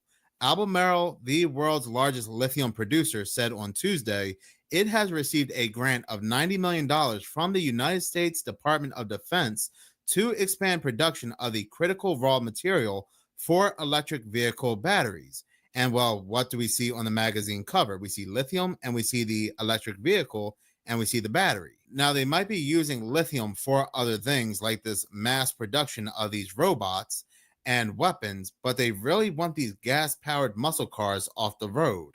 And they want everybody to be driving electric vehicles because it's easier for them to control these electric vehicles. Why do you think NASA has a field of 1990s, 1980s cars before even Bluetooth? Because Bluetooth can be hacked as well, but NASA just has a field of old-time cars. Okay, this is a bit creepy. Let me know what you guys think. So, why does NASA have all these old school cars? My thoughts are they're cars without computers in them. All from the 1970s. They're preparing for an EMP blast. What's odd is they're not just old school NASA cars. Here's the news car. They have a whole fleet from NASA vehicles, semi-trucks, ambulances. Perhaps this is where that $50 million a day budget is going, because we all know it's certainly not getting us into space. So we're going to go ahead and go back to the magazine cover because there's something rather interesting on this cover that connects to what I said just now. Now, this magazine cover has a as above, so below effect going on. What's happening at the top is happening at the bottom. What's happening on the left is happening on the right, and vice versa. Now look at the bottom left of this magazine cover, and what do you see? Well, you see a hurricane. Below this hurricane, you can see windmills. And these windmills represent to me weather manipulation. And you can see below these windmills, you can see an electric battery. And below this electric battery, you can see the lithium. You can see the lithium ore. We're going to go ahead and connect some dots here because when Hurricane Helene had hit North Carolina, one of the hardest hit spots was Asheville, North Carolina. News let it slip out that Asheville, North Carolina had one of the largest deposit spots of lithium. Do you see just how easy it is to read this magazine cover, where they are telling us what they have in store for the future? This magazine cover, which was created back in 2023, on this magazine cover, they are telling us that there is a manufactured hurricane that is connected to lithium. 1 year exactly from when Albemarle is given this contract from the Department of Defense back in September of 2023. Well, in September of 2024, Hurricane Helene hits Asheville, North Carolina. But let's take a look at the right side again, the bottom right, because we can see the temperature soaring and we can see the fires. Well, currently taking place around the United States, well, we're seeing all these droughts and we're seeing these wildfires. This is absolutely crazy. And I know some people out there want to say, well, this is just a conspiracy theory. And I don't even see this as a conspiracy theory, to be honest with you. This is just way too accurate. There is also something else that was eerily quote unquote predicted on this magazine cover as well. And I believe this magazine cover told us ahead of time who was going to be the president of the United States. Because if you look at Trump's silhouette, and Trump was not the Republican nominee just yet when this magazine cover came out. We all knew that Trump was going to be the nominee, but he wasn't officially elected the Republican nominee during this time. But if you look at Trump's silhouette, you can see a question mark. Now, as you can also see, there is a certain color coding going on this magazine cover as well, red and blue. Now, one would think out of everything on this cover being red and blue, the ballots inside the ballot box would be red and blue to symbolize Democrats and Republicans. But the ballots are white, they're blank, meaning this person has already been selected. And that person, well, just take a look at the little bubble below the ballot box. This bubble has a question mark inside. And who is the only person on this cover to have a question mark? Well, that person being Trump. So there are people out there that may be asking, why would the powers that be select Trump and not Kamala Harris? Well, the thing is, the powers that be, they are really banking on some type of violence breaking out, because you have to remember, Trump is not the president yet. He won't be president until, I believe, when is the inauguration? January 25th. So Biden and Kamala, they are still in power, and they are really banking on some type of violence breaking out. This is why they're really ramping up that rhetoric that Trump is like a certain 1930s German dictator. Now, and a lot of us actually feel like there's this certain calmness before this storm, that everything's a little too quiet. And a lot of people are really upset, probably more so now than in 2016, because a lot of people are connecting Trump to this Project 2025. And a lot of people believe that a lot of their family members, a lot of their friends are in really big trouble with Trump being president. And a lot of these people that are on social media that are seen crying, screaming that Trump is in power and something's going to happen to them or their family members or their friends now that Trump is in power, have been basically manipulated by the media into believing this. So I think that they are goading somebody to do something to perhaps cause a mass conflict and perhaps lead to a civil war, because this thing about this civil war has been really in our media lately. There was the Barack Obama scripted movie, Leave the World Behind, which ended on a civil war. Then there was the movie about a civil war. And then there was this simulation, like we saw with Event 201 and the C-19. There was the simulation of a civil war. So there has been a lot of predictive programming when it comes to civil war in 2024. We actually see this on the magazine cover, the calm before the storm. Now, if you look at the top above the ballot box, you can see the merger of the sun and the moon, the solar eclipse that we saw on April 8th. But if you look at the bottom below the ballot box, below the election, you can see another merger taking place, and then it separates. You can see the red and the blue coming together to vote. And this is that calmness, that calm period. And then you can see directly after the election, the red and the blue start to come apart. One could say that, well, like always, we come together as a nation to vote.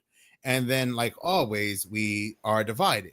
But they are showing this for a reason. We already know that the nation is divided. They didn't need to show us this, but they were showing us this division for a reason, because something big is really going to divide the country. Carefully. Go figure. Follow me.